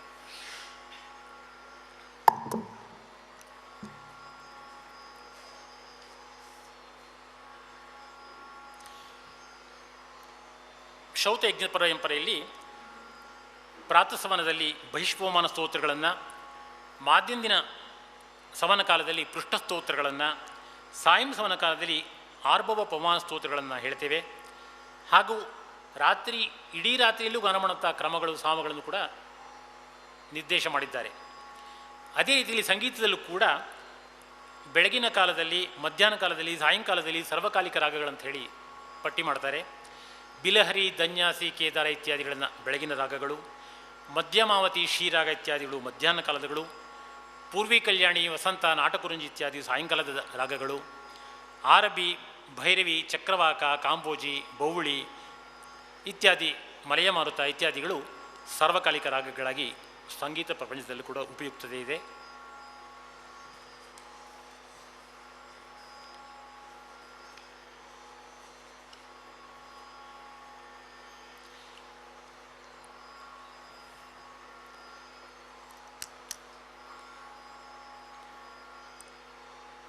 ಇನ್ನು ಒಂದೆರಡು ಉದಾಹರಣೆಯನ್ನು ಹೇಳಿಬಿಟ್ಟು ಒಂದು ಪರಿಸಮಾಪ್ತಿ ಮಾಡ್ತೇನೆ. ಕೆಲವೊಂದು ಸಾಮವನ್ನು ಹೇಳಿ ತೋರಿಸಿ ನಿಮಗೆ ನಂತರ ಅದರ ವಿವರಣೆ ಕೊಡ್ತೇನೆ.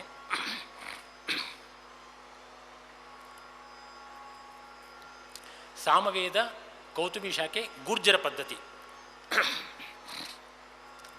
ಇದಾಮೇ ವಿಷ್ಣು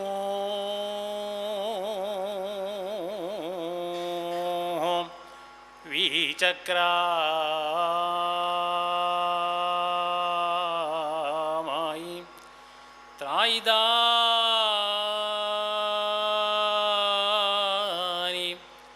ದಾದಾಯಿ ಪಾದಾಸ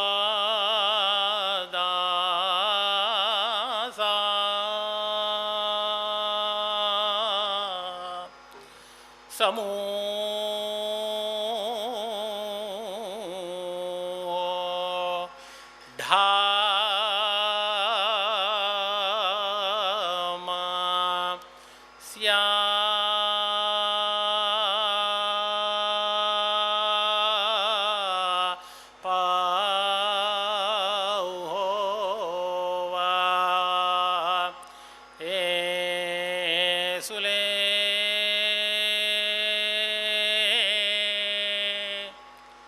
ಗೂರ್ಜರ ಪದ್ಧತಿ.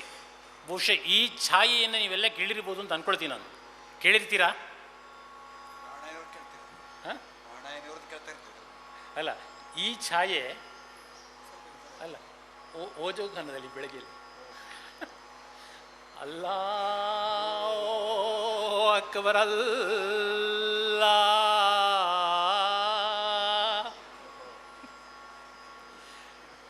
ಗುಜರಾತ್ ಆ ಪ್ರಾಂತ್ಯದಿಂದ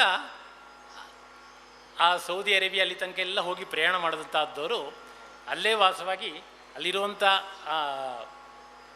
ಶಿವಲಿಂಗ ಇದೆ ಅಂತ ಹೇಳಿ ಬೇಕಾದಷ್ಟು ಎಲ್ಲ ನಡೀತಾ ಇದೆ. ಆ ಸಾಮಕರು ಅಲ್ಲಿದ್ದು ಬೆಳೆದಂಥದ್ದೇ ಕುರಾನ್ ಸಂಗೀತಕ್ಕೆ. ಇದಕ್ಕೆ ನಾನು ಹೇಳೋದು ನನ್ನ ಬುದ್ಧಿ ಏನಿಲ್ಲ, ರಾಗಛಾಯೆ ನೋಡಿದ್ರೆ ನಿಮಗೆ ಗೊತ್ತಾಗತ್ತೆ, ಅಲ್ಲೇ ಗೊತ್ತಾಗತ್ತೆ. ಹಾಗೆ ಚರ್ಚ್ ಮ್ಯೂಸಿಕ್ಕು ಹಾಗೇನೆ. ಚರ್ಚ್ ಹಾಗೆ ಮಂಜುನಾ ವೃತ್ರ ಸೂರ್ಯೇಣ ಸ್ವರಾಡ್ಯಜ್ಞೇನ ಮಗವ ದಕ್ಷಿಣಾಸ್ಯ ಪ್ರಿಯ. ಹಾಗೆ O God you are the prayer you are the soul. ಹಾಗೆ ಉಚ್ಚ ನೀಚ ಸ್ವರಗಳ ಎರಡು ಇಟ್ಕೊಂಡು ಭಾವದಲ್ಲಿ ಹೋಗ್ತಾ ಇರುತ್ತೆ. ಇಡೀ ಪ್ರಪಂಚದಂಥ ಎಲ್ಲ ಸಂಗೀತ ಪ್ರಕಾರಗಳು ಹೇಗೆ ಸಾಮವೇದನ ಹೊಕ್ಕಿದೆ ಅನ್ಕೊತ ಒಂದು ಸೂಕ್ಷ್ಮ ಉದಾಹರಣೆಗಳ ಮೂಲಕ ನಿಮಗೆ ತೋರಿಸಿಕೊಟ್ಟೆ. ನನಗೆ ಕೊಟ್ಟಂಥ ಸಮಯ ಮುಗಿದಿದೆ.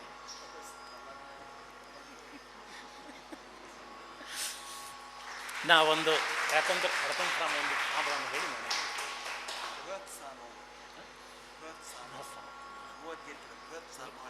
ಸಾಮಾನ ಬೃಹತ್ ಸಾಮೋಹನ ಅಂತ ಹೇಳ್ತಾನೆ. ಆಗಲಿ. ಓಂ ಬೃಹತ್.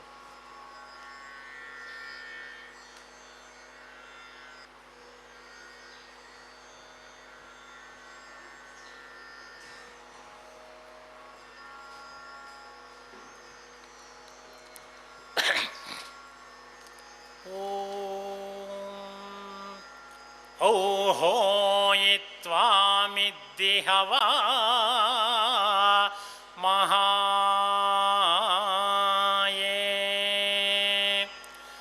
ಸಾತೌ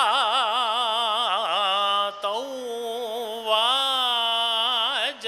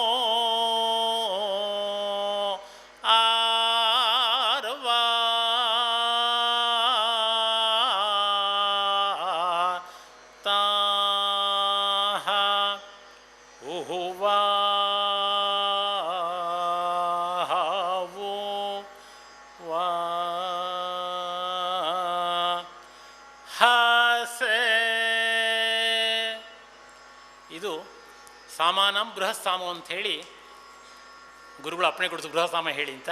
ಗೀತೆಯಲ್ಲಿ ಕೃಷ್ಣ ಹೇಳುವಂಥ ಬೃಹತ್ ಸಾಮ ಇದು. ಈ ನಾವು ವೇದವನ್ನೇ ಹೇಳಬೇಕಾದ್ರೆ ಸಾಮಗಾನಗರಿಗೆ ಸಾಮಪಾಠ ಆಗುವಾಗ ಶ್ರುತಿ ತನ್ನಷ್ಟು ತಾನೇ ಹೇಳಿಕೊಟ್ಟಿರ್ತಾರೆ. ಸಂಗೀತ ಪ್ರಪಂಚ ಇವತ್ತು 3 ಶ್ರುತಿ ಇದೆ. ಸಾಮವೇದದಲ್ಲಿ 5 ಶ್ರುತಿಯನ್ನು ನಾರದಿ ಶಿಕ್ಷೆಯಲ್ಲಿ ಹೇಳ್ತಾನೆ. ಆದರೆ ಗೊತ್ತಾಗಲಿ ಎಲ್ರಿಗೂ ಈ ವಿಷಯ ಗೊತ್ತಾಗಲಿ ಅಂತ ಹೇಳಿ ಶ್ರುತಿ ಪೆಟ್ಟಿಗೆ ಶ್ರುತಿ ಆಧಾರ ಇಟ್ಕೊಂಡು ಹೇಳುವಂಥ ಅಭ್ಯಾಸಗಳನ್ನು ನಾನು ಪಾಠ ಮಾಡೋ ಒಂದು ಸತಿ ಗುರು ಶಿಷ್ಯರೆಲ್ಲ ಹೇಳ್ಕೊಡ್ತೇನೆ. ಶ್ರುತಿ ಇಟ್ಕೊಂಡು ಹೇಳಿ, ಆವಾಗ ನೀವೆಲ್ಲರೂ ಒಬ್ರುಗಳು ಸೇರಾಗಿ ಗೊತ್ತಾಗುತ್ತೆ ಅಂತ. ಅಂದರೆ ಶ್ರುತಿನಕ್ಕಂಥದ್ದು ನಮ್ಮ ಒಂದು ಧ್ವನಿಯ ಸೇರುವಿಕೆಗೆ ಆನುಕೂಲ್ಯವಾದಂಥ ಕ್ರಮ.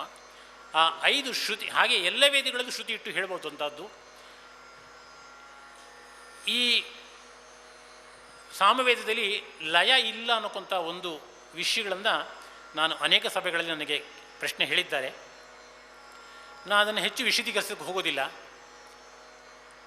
ಈ ಸಾಮಗಾನವನ್ನು ವೀಣಾದಿ ವಾದ್ಯಗಳಲ್ಲಿ ವಯಲಿನ್ನು, ಕೊಳಲು ಇತ್ಯಾದಿ ವಾದ್ಯಗಳಲ್ಲಿ ಪ್ರದರ್ಶನ ಮಾಡಿ ತೋರಿಸಿದಾಗ ಆ ವಾದ್ಯಗಳಲ್ಲಿ ಹೊರಹೊಮ್ಮಂಥ ಯಾವುದೋ ಒಂದು ಪ್ರಕಾರಗಳಿದೆ, ನಿಲುಗಡೆ ನಿಧನ ಇದೆ, ಆ ನಿಧನ ಲಯ ಅನ್ನೋಕ್ಕಂಥದ್ದು ಸಂಗೀತಗಾರ ಆಮೇಲೆ ಒಪ್ಕೊಳ್ತಾರೆ, ಆರಂಭದಲ್ಲಿ ಹೇಳ್ತಾರೆ. ಇನ್ನು ರಾಗಗಳಲ್ಲೂ ಹಾಗೆಯೇ ಚಕ್ರವಾಕ ಇತ್ಯಾದಿ ಒಂದು 2-3 ಮಾತ್ರ ರಾಗ ಇದೆ, ಎಲ್ಲ ರಾಗಗಳು ಸಾಮ್ಯದಲ್ಲಿ ಇಲ್ಲ ಅಂತ. ನನ್ನ ಭಟ್ಟಿ ಭಾಳ ದೊಡ್ಡದಾಗಿದೆ. ಸುಮಾರು 72,000 ರಾಗಗಳನ್ನು 26,000 ರಾಗಗಳನ್ನು ಹೇಳ್ತಾರೆ. ಇವತ್ತು ಸಂಗೀತ ಪ್ರಪಂಚದಲ್ಲಿ ನಮಗೊಂದು 400 ರಾಗದ ಹೆಸರು ನಮಗೆ ಸಿಗುತ್ತೆ. ಬಳಕೆಯಲ್ಲೂ 200 ರಾಗ ಇರಬಹುದೇನೋ. ಆ ರಾಗಗಳೆಲ್ಲ ಹೇಳ್ತಾ ಹೋದರೆ ನಾವೊಂದು ಸಂಗೀತ ಸಭೆಯೊಳಗೆ ಒಂದು 8 ಥರ ಸಾಮವನ್ನು ಹೇಳಿ ತೋರಿಸಿದೆ.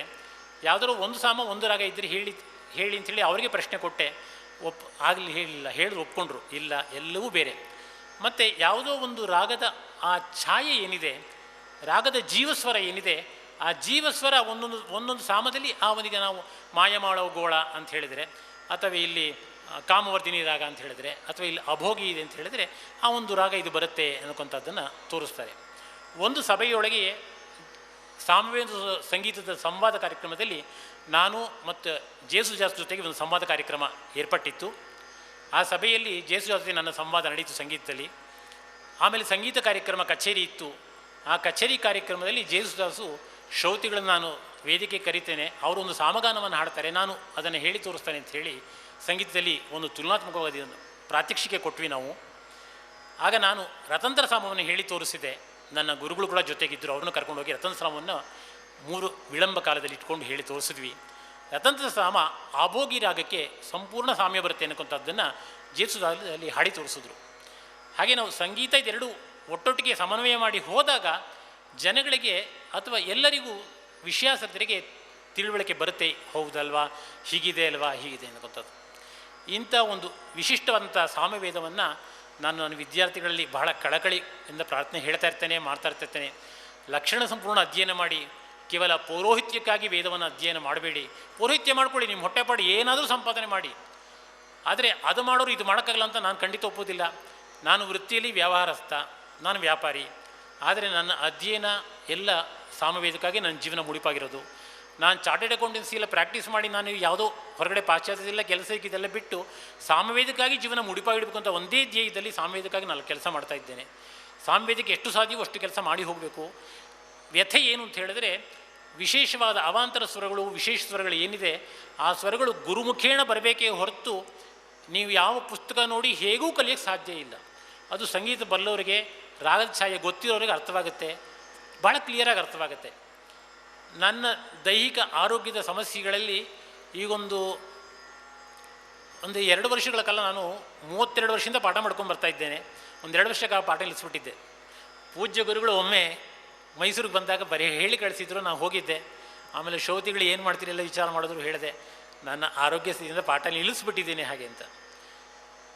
ರಾಜರಾಜೇಶ್ವರಿ ಅನುಗ್ರಹ ಇದೆ, ನಾವು ನಿಮ್ಮ ಆರೋಗ್ಯಕ್ಕೆ ಆಶೀರ್ವಾದ ಮಾಡ್ತೇವೆ, ನೀವು ಪಾಠ ಮುಂದುವರಿಸಿ ಅಂತ ಹೇಳಿದ್ರು. ಅವ್ರು ಹೇಳಿದ ಮಾತು ಎಷ್ಟು ಸತ್ಯ ಅನ್ನೋದಕ್ಕೆ, ಅವ್ರು ಹೇಳಿ 12ನೇ ದಿವಸಕ್ಕೆ ನಾನು 2 ವಿದ್ಯಾರ್ಥಿಗಳು ಬಂದರೂ ಪಾಠವನ್ನು ಮತ್ತೆ ಶುರು ಮಾಡಿದೆ. ನಿಲ್ಲಿಸಿದ ಪಾಠವನ್ನು ನಾನು ಮತ್ತೆ ಶುರು ಮಾಡಿದೆ. ಮತ್ತು ಯಾವುದೋ ಒಂದು ವಿಚಾರಕ್ಕೆ ಮತ್ತೆ ಗುರುಗಳು ನಾನು ಭೇಟಿ ಮಾಡಿದಾಗ, ನೀವು ಸಾಮ್ಯದ ಜೊತೆಗೆ ಕೆಲವು ಬ್ರಾಹ್ಮಣಾದಿಗಳು ಉಪನಿಷತ್ತೆಲ್ಲ ಚುಚ್ಚು ಹೇಳ್ಕೊಬಿಡಿ, ಅವಾಗೇನು ಅರ್ಥ ಆಗೋದು ಬೇಡ, ಎಲ್ಲ ಹೇಳ್ಕೊಬಿಡಿ, ಪರಂಪರೆ ಉಳಿಬೇಕು ಅಂತ ಹೇಳಿದರು. ಗುರುಗಳು ಅಪ್ಪಣೆ ಕೊಟ್ಟಿದ್ದರು. ಗುರುಗಳ ಅಪ್ಪಣೆಯಂತೆ ಈಗ ನಮ್ಮ ವಿದ್ಯಾರ್ಥಿಗಳಿಗೆ ಸ್ವಲ್ಪ ತಾಂಡಿ ಬ್ರಾಹ್ಮಣ, ಕೇನೋಪನಿಷತ್ತು ಇತ್ಯಾದಿಗಳೆಲ್ಲ ಒಂದೊಂದಾಗಿ ಚೂರು ಎಲ್ಲ ಪಾಠ ಹೇಳ್ತಾ, ಸಾಮ ಜೊತೆಗೆ ಇದನ್ನು ಹೇಳ್ಕೊಡ್ತಾ ಇದ್ದೀನಿ. ಲೌಕಿಕ ವ್ಯವಹಾರ ಯಾವುದಾದ್ರೂ ಮಾಡ್ಕೊಳ್ಳಿ, ಚಾಂದ್ರಿಕೋಪನಿಷತ್ತು ಹೇಳ್ತಾ ಇದ್ದೀನಿ, ಅದೀಗ ಮತ್ತೆ ಶುರು ಮಾಡ್ತೀನಿ, ಅದಕ್ಕೆ ಶುರು ಮಾಡ್ತೀನಿ. ಈಗ ಯಾವುದಾದ್ರೂ ವ್ಯವಹಾರ ಮಾಡಿ, ಆದರೆ ಇದು ನಮ್ಮ ಪರಂಪರಾನುಗತ ಬಂದಿರೋಂಥ ಈ ಒಂದು ವೇದವನ್ನು ಸಂರಕ್ಷಣೆ ಮಾಡಬೇಕು. ಇದು ನಾವೆಲ್ಲರೂ ಕಾರಣೀಭೂತರು, ನಮ್ಮ ಹಕ್ಕು, ನಮ್ಮ ಬಾಧ್ಯತೆ. ಅದರಿಂದ ನಾವು ಚ್ಯುತಿ ಪಡಬಾರ್ದು ಅಂತ ಒಂದು ಕಳಕಳಿಯೊಂದಿಗೆ ಗುರುಗಳ ಆಶೀರ್ವಾದದಿಂದ ನಾನು ಇವತ್ತು ಈ ಮಟ್ಟಿಗೆ ಇದ್ದೀನಿ ಅಂತ ಹೇಳಿ ಎಲ್ಲರಿಗೂ ಸಾಷ್ಟಾಂಗ ಪ್ರಣಾಮ ಮಾಡಿ ನನ್ನ ಈ ಒಂದು 4 ತೊದಲು ನುಡಿಯನ್ನು ಮುಕ್ತಾಯ ಮಾಡ್ತೇನೆ.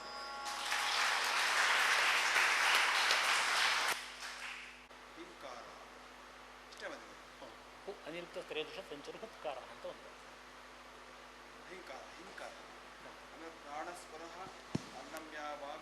ವಿರಾಟ್, ಅದು ಹುಪ್ಕಾರ ಅಂತ ಹೇಳಿ ಹುಪ್ಕಾರ ಅಂತ ಪಾಠ ಮಾಡಿದ್ದಾರೆ. ಅನಿರುಕ್ತ ತ್ರಯೋದಶ ಸಂಚರ ಹುಪ್ಕಾರ ಅಂತ.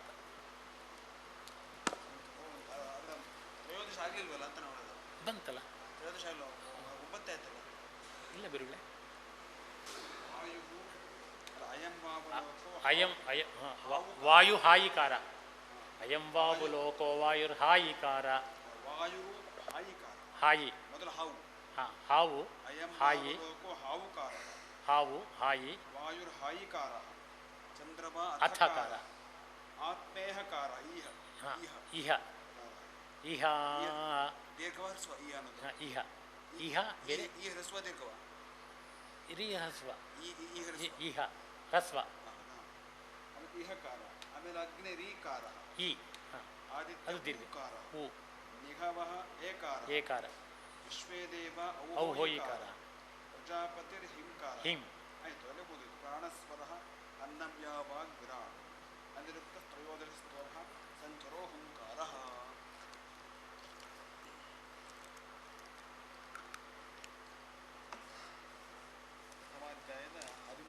ಇಹ ಈ ಊ ಯೇ ಔಹೋಯಿ ಹಿಂ ಸ್ವರ ಯು ವಾಕ್ ಹುಪ್. ಸ್ವರ ಸ್ವರ ಯು ಯು ಅಂತ ಒಂದಿದೆ. ಹಾಂ.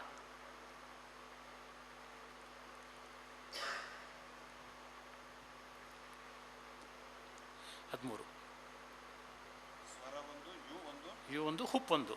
ಇದು ಹುಂ. Walk walk ಕೊನೆದು ಹುಪ್. ಹುಪ್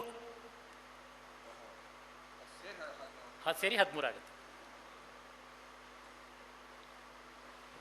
ಸ್ವರ ಸ್ವರ ಯು ಯು ಬರೀ ಯ ಯ ಇ ಯು. ಯು. Walk walk. ಹಾಂ. ಹುಪ್ ಇಷ್ಟು ಸೇರಿ ತ್ರಯೋದಶ. 13. ಪಾಂಚಭಕ್ತಿಕ ಸಾಮ ಸಾಪ್ತ. ಮತ್ತು ಸಾಪ್ತಭಕ್ತಿಕ ಸಾಮ ಅಂತ ಹೇಗೆ ಎರಡು ವಿಧದಲ್ಲಿ ಛಾಂದೋಗ್ಯೋಪನಿಷತ್ತಲ್ಲಿ ಕಂಡು ಬರ್ತದೆ. ಅದನ್ನು ಹೇಳಿ ತೋರಿಸ್ಬೋದಾ ಹೇಗೆ ಅಂತ? ಅಂದರೆ ಯಾವ ಸ್ತೋಭವನ್ನು ಮಧ್ಯೆ ನಮಗೆ ಹೇಳ್ತಾ ಹೋಗಬೇಕು, ಇಲ್ಲ ನನಗೆ ಗೊತ್ತಾಗೋದಿಲ್ಲ. ಅಲ್ಲ, ಒಂದೊಂದು ಸಾಮದಲ್ಲೂ ಐದೈದು ವಿಭಾಗಗಳಿದೆ. ಅದನ್ನು ಪ್ರಸ್ತಾವ, ಪ್ರಸ್ತಾರ, ಉದ್ಗೀತ, ಉಪದ್ರವ, ನಿಧನ, ಪಂಚಭಕ್ತಿ ಆಯಿತು.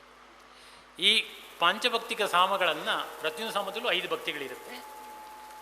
ಒಂದೊಂದು ಸಾಮದಲ್ಲಿ ಕೇವಲ 4 ಭಕ್ತಿ ಇರುತ್ತೆ. ಆವಾಗ ಹೇಳ್ತಾನೆ ನಮಗೆ ಕೆಲವು ಸೂತ್ರಗಳಲ್ಲಿ ಆಶಯ ಕಲ್ಪೈತ್ಯ ಬ್ರಾಹ್ಮಣಗಳಲ್ಲಿ ಗೊತ್ತಾಗುತ್ತೆ ಅಲ್ಲಿ ಹೇಗೆ ಪಂಚವಿಭಕ್ತಿ ಮಾಡಬೇಕು ಅಂತ ಗೊತ್ತಾದನ್ನು ವಿಚಾರ ಕೊಡ್ತಾನೆ.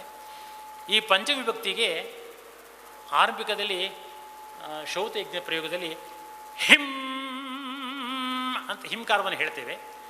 ಉದ್ಗೀತದ ಪೂರ್ವದಲ್ಲಿ ಓಂ ಓಂಕಾರವನ್ನು ಸೇರಿಸ್ತೇವೆ. ಹಿಂಕಾರ ಓಂಕಾರ ಎರಡು ಸೇರಿ ಸಪ್ತವಿಭಕ್ತಿ ಆಗುತ್ತೆ. ಉಪದ್ರವ ಮತ್ತೊಂದು ಅದು ಸೇರ್ಕೊಂಡು ಹೇಳೋಣ. ಉಪದ್ರವ, ನಿಧನ, ಪಂಚವಿಭಕ್ತಿ. ನಿಧನ ಆದಿ ಅನ್ನೋದು. ಆದಿ ಆದಿ ಆದಿಯಲ್ಲಿ ಹಿಂಕಾರ, ಉದ್ಗೀತ ಮಧ್ಯದಲ್ಲಿ ಆದಿ ಸೇರ್ಕೊಂಡು ಆಮೇಲೆ ಉಪದ್ರವ. ಉಪದ್ರವ ಮತ್ತು ಆದಿ ಎರಡು ಸೇರ್ಕೊಂಡು ಸಪ್ತವಿಭಕ್ತಿ. ಹಿಂಕಾರ ಓಂಕಾರ ಪಂಚವಿಭಕ್ತಿ ಸಾಮದಲ್ಲಿ ಬರುವಂಥದ್ದು. ಸಪ್ತವಿಭಕ್ತಿಗೆ ಹಿಂಕಾರ ಆದಿಯಲ್ಲಿ, ಉಪದ್ರವದ ಉದ್ಗೀತದ ಮೊದಲು ಓಂಕಾರ, ಎರಡು ಸೇರಿ ಸಪ್ತವಿಭಕ್ತಿ.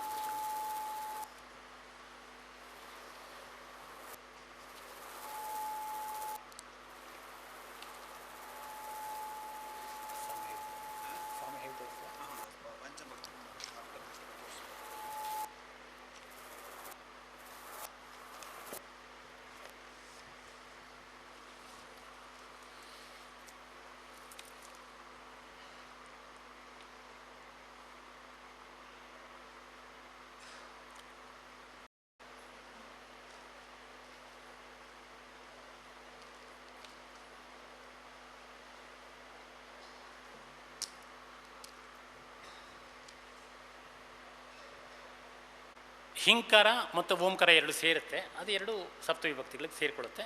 ಪಂಚವಿಭಕ್ತಿಗಳು ಇಲ್ಲಿ ಎಲ್ಲಿ ಬರುತ್ತೆ ಅಂತ ಹೇಳ್ತೀನಿ. ಭಿತ್ವಾ ಶೂರನೋ ನೂಮೋವ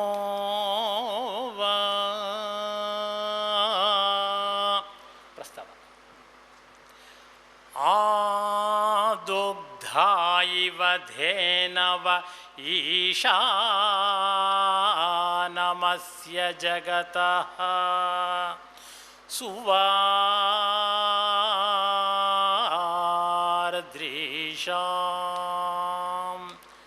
ಇದು ಪ್ರಸ್ತುತ ಪ್ರತಿಹಾರ. ಆಯಿ ಓಂ ಆಯಿಷಾ ನಾಮ ಇಂದ್ರ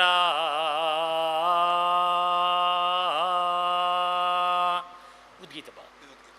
ಓಂಕಾರ ಎಂದೇ ಇರುತ್ತೆ ಯಾವಾಗಲೂ? ಇಲ್ಲ, ಸೇರಿಸ್ಕೊಂಡಿದ್ದು 7 ವಿಭಕ್ತಿಗೆ ಸೇರಿಸ್ಕೊಂಡಿದ್ದು. ಹಿಂಕಾರ ಓಂಕಾರ ಎರಡು ಸೇರಿಕೊಂಡಿದ್ದು. ಉಪಾಸೀತ ಪ್ರಣವ ಸ ಉದ್ಗೀತ ಯ ಉದ್ಗೀತ ಸಹ ಪ್ರಣವ. ಪ್ರಣವಕ್ಕೂ ಮತ್ತು ಉದ್ಗೀತಕ್ಕೂ ಎಲ್ಲ ಅಭೇದ ಹೇಳ್ತಾ ಇದ್ದಾರೆ. ಎಲ್ಲ ಕಡೆ ಉದ್ಗೀತದಲ್ಲಿ ಪ್ರಣವ ಇರೋದಿಲ್ಲ. ಇರೋದಿಲ್ಲ. ಉತ್ಕೃಷ್ಟವಾದಂಥ ಗೀತೆಯಲ್ಲಿ ಇರುತ್ತೆ ಅದು ಉದ್ಗೀತ. ಅಂದರೆ ಸಪ್ತ ವಿಭಕ್ತಿ ಮಾಡುವವ ಮಾತ್ರ ಉದ್ಗೀತದ ಆರಂಭದಲ್ಲಿ ಓಂಕಾರವನ್ನು ಸೇರಿಸ್ಕೊಳ್ತೀವಿ. ತಾಸ್ತೋ ಶಾ ಓವಾ ಉಪದ್ರವ. ಅಸ್ ನಿಧನ. ಅಸ್ ಒಂದೇ ನಿಧನ.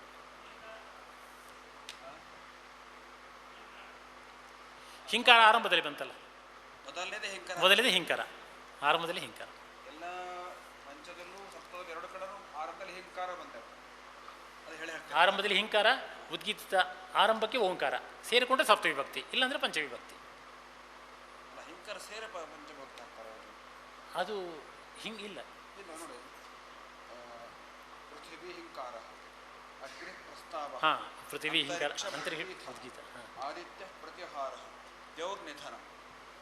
ಇದು ಪೃಥ್ವೀಷು ಪಂಚವಿಧ ಸಾಮೋಪಾಸೀತ. ಒಂದೊಂದು 10 ಸಾಮಗಳನ್ನು ಕೊಡ್ತಾರಲ್ಲ, ಆ ಸಾಮಗಳಲ್ಲಿ ಉಪಾಸನೆಗೆ ಆ ರೀತಿಯಲ್ಲಿ ಉಪಾಸನೆ ಮಾಡಬೇಕು ಅಂತ ಅದೇ ಕ್ರಮದಲ್ಲಿ ಹೇಳೋ ಕ್ರಮ ಅಲ್ಲ, ಗಾನಕ್ರಮ ಅಲ್ಲ, ಅದು ಗಾನಕ್ರಮ ಅಲ್ಲ.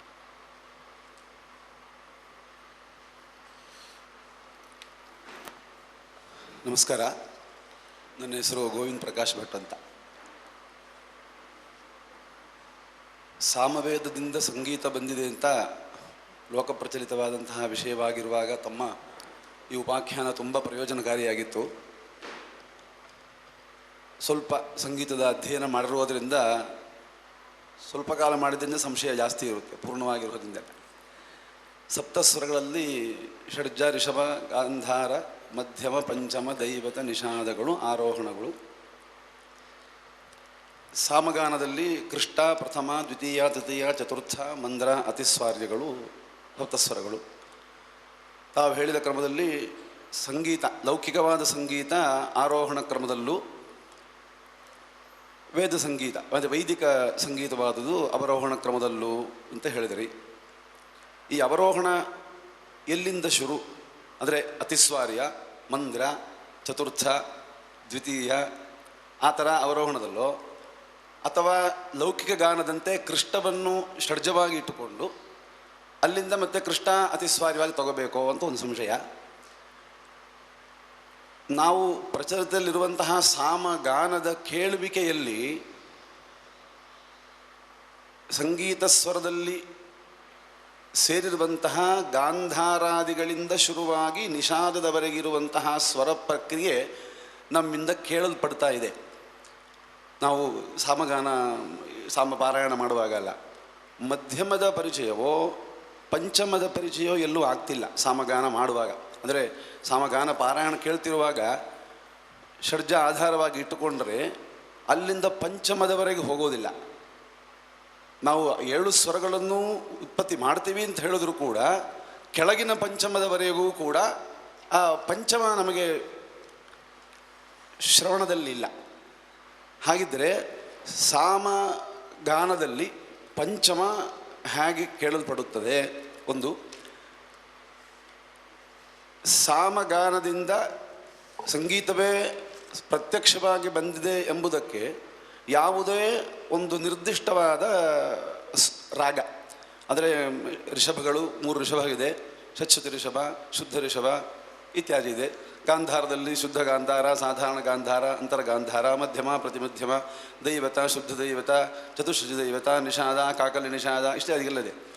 ಎಕ್ಸಾಕ್ಟ್ಲಿ ಅಂದರೆ ಸಾಮಗಾನದಿಂದ ಸಂಗೀತವು ಬಂದಿದೆ ಎಂಬುದಕ್ಕೆ ನಿರ್ದಿಷ್ಟವಾದಂತಹ ಯಾವುದೇ ಸ್ವರಗಳ ಪ್ರಾಕಾರಗಳು ನಮಗೆ ಲಭ್ಯವಿದೆಯೇ? ಅದು ಇದ್ದರೆ ತಾವು ಅದನ್ನು ಹೇಳಿ ತೋರಿಸಬಹುದೇ ಅಂತ ಒಂದು ಸಂಶಯ. ಅಲ್ಲ, ಗಾನ ಹೇಳಿ ತೋರಿಸಿದ್ರು, ಅದರಲ್ಲಿ ಸಂಗೀತದಲ್ಲಿ ನಾವು ಗುರುತು ಹಿಡಿಯುವಂತಹ ಪಂಚಮ ಕೇಳಲಿಲ್ಲ.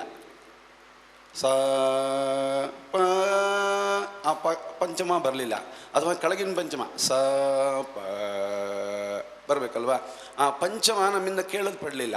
ಹಾಗಾದ್ರೆ ಅದೆಲ್ಲರೂ ಅಂತರ್ಗತವಾಗಿದೆಯಾ, ಅಥವಾ ಅದನ್ನು ಸಾಮಗಾನ ಹೇಳುವ ಪ್ರಕ್ರಿಯೆಯಲ್ಲಿ ನಾವು ಕುಳ್ಕೊಳ್ಳಿಕ್ಕೆ ಆಗುವುದಿಲ್ವಾ ಅಂತ. ಈಗ ಷಡ್ಜ ಇಟ್ಟುಕೊಂಡ್ರೆ ಗಾಂಧಾರದವರೆಗೆ ಈ ಗಾನದಲ್ಲಿ ನಮಗೆ ಶ್ರವಣ ಆಗ್ತಾ ಇದೆ, ಅಥವಾ ಗಾಂಧಾರವನ್ನು ಇಟ್ಕೊಂಡ್ರೆ ಮಧ್ಯಮದವರೆಗೆ ಹೋಗ್ತೀವಿ, ವಿನಃ ಪಂಚಮಕ್ಕೆ ಹೋಗ್ತಾ ಇಲ್ಲ. ಅದನ್ನು ನಾವು ಮಧ್ಯಮದಿಂದ ನಿಷಾದದವರೆಗೆ ನಮಗೆ ಈ ಸಾಮಗಾನ ಪ್ರಕ್ರಿಯೆಯಲ್ಲಿ ಕೇಳಲ್ಪಡ್ತಾ ಇದೆ. ಕೆಳಗಿನ ಪಂಚಮ ಅದು ಮುಖ್ಯವಾದ ಸ್ವರ. ಕೆಲವು ರಾಗಗಳಲ್ಲಿ ಪಂಚಮ ವರ್ಜ್ಯ ರಾಗಗಳು ಇದೆ, ಸರ್ವತ್ರ ಅಲ್ಲ. ಅದೇ 7 ಸ್ವರಗಳು ಸಾಮಗಾನದಲ್ಲಿ ಇದೆ ಎಂಬುದಾದರೆ ಸಂಗೀತ ಲೌಕಿಕ ಗಾನದ 7 ಸ್ವರಗಳು ಅಲ್ಲಿ ಪ್ರತಿಬಿಂಬಿಸಲ್ಪಟ್ಟದ್ದು ಹೇಗೆ ಎಂಬ ಸಂಶಯ. ನಮಗೆ ಸಂಗೀತ ಅಧ್ಯಯನ ಸ್ವಲ್ಪ ಮಾಡ್ತಿರೋದ್ರಿಂದ ನಾವು ಯಾರು ಕೇಳಿದ್ರೆ ಎಲ್ಲರೂ ಹೇಳ್ತೀವಿ, ನಾವು ಸಾಮಗಾನದಿಂದ ಬಂದಿದೆ, ಸಾಮಗಾನದಿಂದ ಬಂದಿದೆ ಅಂತ ಹೇಳಿ ತೋರಿಸಿ ಅಂದರೆ ನಮ್ಮಲ್ಲಿ ಏನು ಸರಕಿಲ್ಲ. ಅದಕ್ಕೋಸ್ಕರ ಇರುವಲ್ಲಿಂದ ತಗೊಳ್ಳೋಣ ಅಂತ ಸುಲಭದಲ್ಲಿ ಸಿಗೋದಕ್ಕೆ ಗುರುಗಳು ಅವಕಾಶ ಮಾಡಿಕೊಟ್ಟಿದ್ದಾರೆ. ಆದ್ದರಿಂದ ಇದೊಂದು ಸಂಶಯ ನಿವೃತ್ತಿ ಮಾಡಬೇಕು.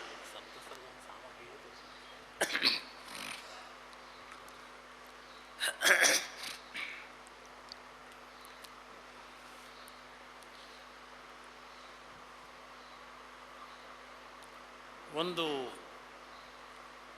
ಸಪ್ತಸ್ವರ ಪ್ರಯೋಗ ಆಗಿರುವಂಥ ಒಂದು ಸಾಮವನ್ನು ಹೇಳ್ತೇನೆ. ಶಾಖೆಗಳಲ್ಲಿ 7 ಸ್ವರಗಳಲ್ಲಿ, ಸಪ್ತಸ್ವರಗಳಲ್ಲಿ ಕೃಷ್ಣಸ್ವರ, ಅತಿಸ್ವಾರಿಯ ಸ್ವರಗಳ ಬಳಕೆ ಬಿಟ್ಟುಕೊಂಡು ಬಂದಿದ್ದೀವಿ ಅಂತ ಹೇಳಬೇಕಷ್ಟೆ. ವೇದಶಾಸ್ತ್ರದ ಬಗ್ಗೆ ನಮ್ಮ ಆರೋಪ ಖಂಡಿತ ಇಲ್ಲ, ಮಾಡಬಾರ್ದು. ಹೇಳುವಂಥ ಕ್ರಮದಲ್ಲಿ ಕೆಲವೊಂದು ಕಡೆಯ ಪಾಠದಲ್ಲಿ ನೋಡಿದಾಗ ಸ್ವಲ್ಪ ಅನುನಾಸಿಕ ಸ್ವರವನ್ನು ಬಳಸಿಕೊಂಡು ಪಾರಾಯಣ ಕ್ರಮದಲ್ಲಿ ಉದ್ದಕ್ಕೆ ಹೇಳ್ಕೊಂಡು ಹೋಗ್ತಾ ಇರ್ತಾರೆ. ಅಲ್ಲಿ ನಿಧನಗತಿ ಯಾವುದೂ ಬರೋದಿಲ್ಲ. ಪರಿಸ್ವರಿಯ ಸ್ವರ, ಸಪ್ತಮ ಸ್ವರ ತೋರಿಸೋದಿಲ್ಲ. ಕೃಷ್ಣಸ್ವರವೂ ಕೂಡ ಹೇಳಲಿಕ್ಕೆ ಆ ಶಾರೀರಿಕ ಸಾಧನೆ ಇಲ್ಲದೆ ಕೃಷ್ಣಸ್ವರ ಹೇಳೋದಿಲ್ಲ. ಅಲ್ಲಿರುತ್ತೆ ಸ್ವರ, ಪುಸ್ತಕದಲ್ಲಿ ಮಾತ್ರ ಇರುತ್ತಷ್ಟೆ, ಹೇಳಿಕೆಯಲ್ಲಿ ಇಲ್ಲ. ಹಾಗಾಗಿ 5 ಸ್ವರಗಳನ್ನು ಮಾತ್ರ ನಮ್ಮ ಕೇಳುವಿಕೆಯಲ್ಲಿ ಉಳ್ಕೊಂಡಿದೆ. ಇನ್ನು ಕೆಲವು ಕಡೆ ಕೇವಲ 3 ತಪ್ಪದ 4 ಸ್ವರಗಳನ್ನು ಮಾತ್ರ ಸ್ಪಷ್ಟ ನೀವು ಗುರುತಿಸ್ಬೋದೇ ಹೊರತು, ನೀವು ಹೇಳಿದಂಗೆ ಅಂತರ್ಗಾಂಧಾರ, ಶುದ್ಧ ಗಾಂಧಾರಗಳನ್ನೆಲ್ಲ ಅಲ್ಲಿ ಗಾಂಧಾರ ಸ್ವರವಿದ್ದರೂ ಕೂಡ ಅದು ಪ್ರಕಟ ಮಾಡ್ತಾ ಇಲ್ಲ. ಇದು ಗಾನ ಮಾಡುವವನ ಕ್ರಮವೇ ಹೊರತು ಗಾನದ ದೋಷವಲ್ಲ. ಗಾನದಲ್ಲಿ ಇದೆ, ಆಯಿತಾ. ಇನ್ನು ಸಪ್ತಸ್ವರವು ಇರೋಕ್ಕಂಥ ಒಂದು ಸಾಮವನ್ನು ನಾನು ಹೇಳಲಿಕ್ಕೆ ಪ್ರಯತ್ನ ಪಡ್ತೇನೆ. ಸಂಧ್ಯಾಗಳ ಸಮೀಪ ಇದೆ, ಕೃಷ್ಣಸ್ವರ ಕೂಲಿಕೆ ಆಗುತ್ತಿಲ್ಲ ಗೊತ್ತಿಲ್ಲ, ಪ್ರಯತ್ನ ಅಂತೂ ಪಡ್ತೇನೆ.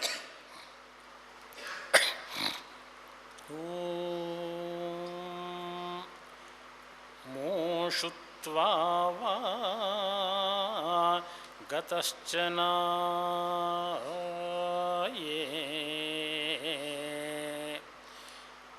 ಐದನೇ ಸ್ವರದಲ್ಲಿ ನಾರದಿ ಶಿಕ್ಷೆ ಒಳಗೆ ಪಾಮ ಗರಿ ಸಾ ದಾನಿ ಹೇಳಿದ್ದಾನೆ. ನೀವು ಸಪ್ತಸ್ವರದ ಹೋಲಿಕೆಗೆ ಗಣನೆಗೆ ಪಾಮ ಗರಿ ಸಾ ದಾನಿ ಅಂಥೇಳಿ ವೇಣೋರ್ ಮಧ್ಯಮ ಇದನ್ನು ಗತಿ ತಗೋಬೇಕು ಅಂತ ಹೇಳಿದ್ದಾನೆ. ಮೋಷುತ್ವ ವಾ ಗತಶ್ಚನ ಅನ್ಕೊಂತ ಪಂಚಮ ಸ್ವರದಲ್ಲಿ ಹೇಳಿದೆ. ನಾ ಏ ಅನ್ನಕ್ಕಂಥದ್ದು ಷಷ್ಠ ಸ್ವರ. ಶ್ರುತಿ ಇಟ್ಕೊಂಡು ಹೇಳಿ ಬೇಕಾ? ಶ್ರುತಿ ಬೇಕಾ? ಹೌದು, ಹಾಗೆ ಹೇಳಬಲ್ಲೆ. ಪಂಚಮ ಹಿಡಿಬೇಕಲ್ವ?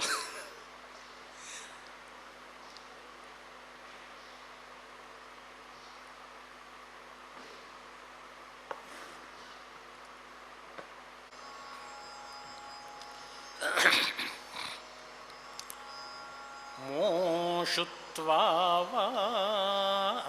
ಗತಶ್ಚನ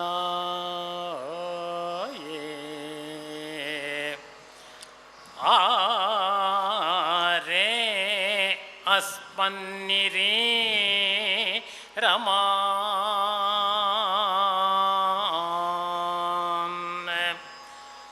ಹಾ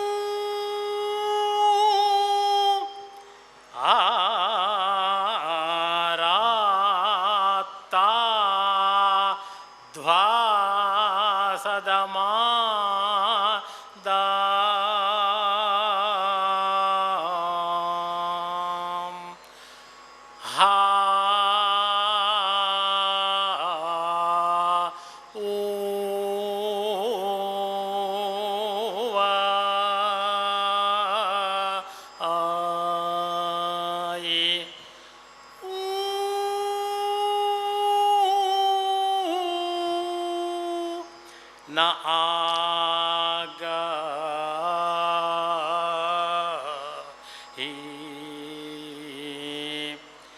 ಆಯಿಹ ವಾಸೌವಾ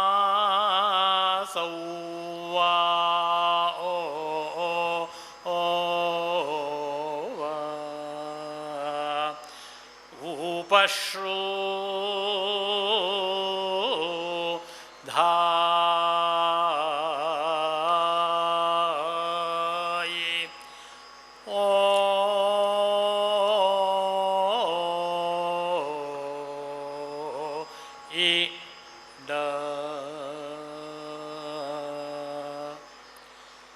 ಈ ಸಾಮದಲ್ಲಿ ಕೃಷ್ಣಾದಿ ಸಪ್ತಸ್ವರಗಳು ಕೂಡ ಪ್ರಯೋಗವಾಗಿರುವಂಥದ್ದನ್ನು ಕಾಣಬಹುದು.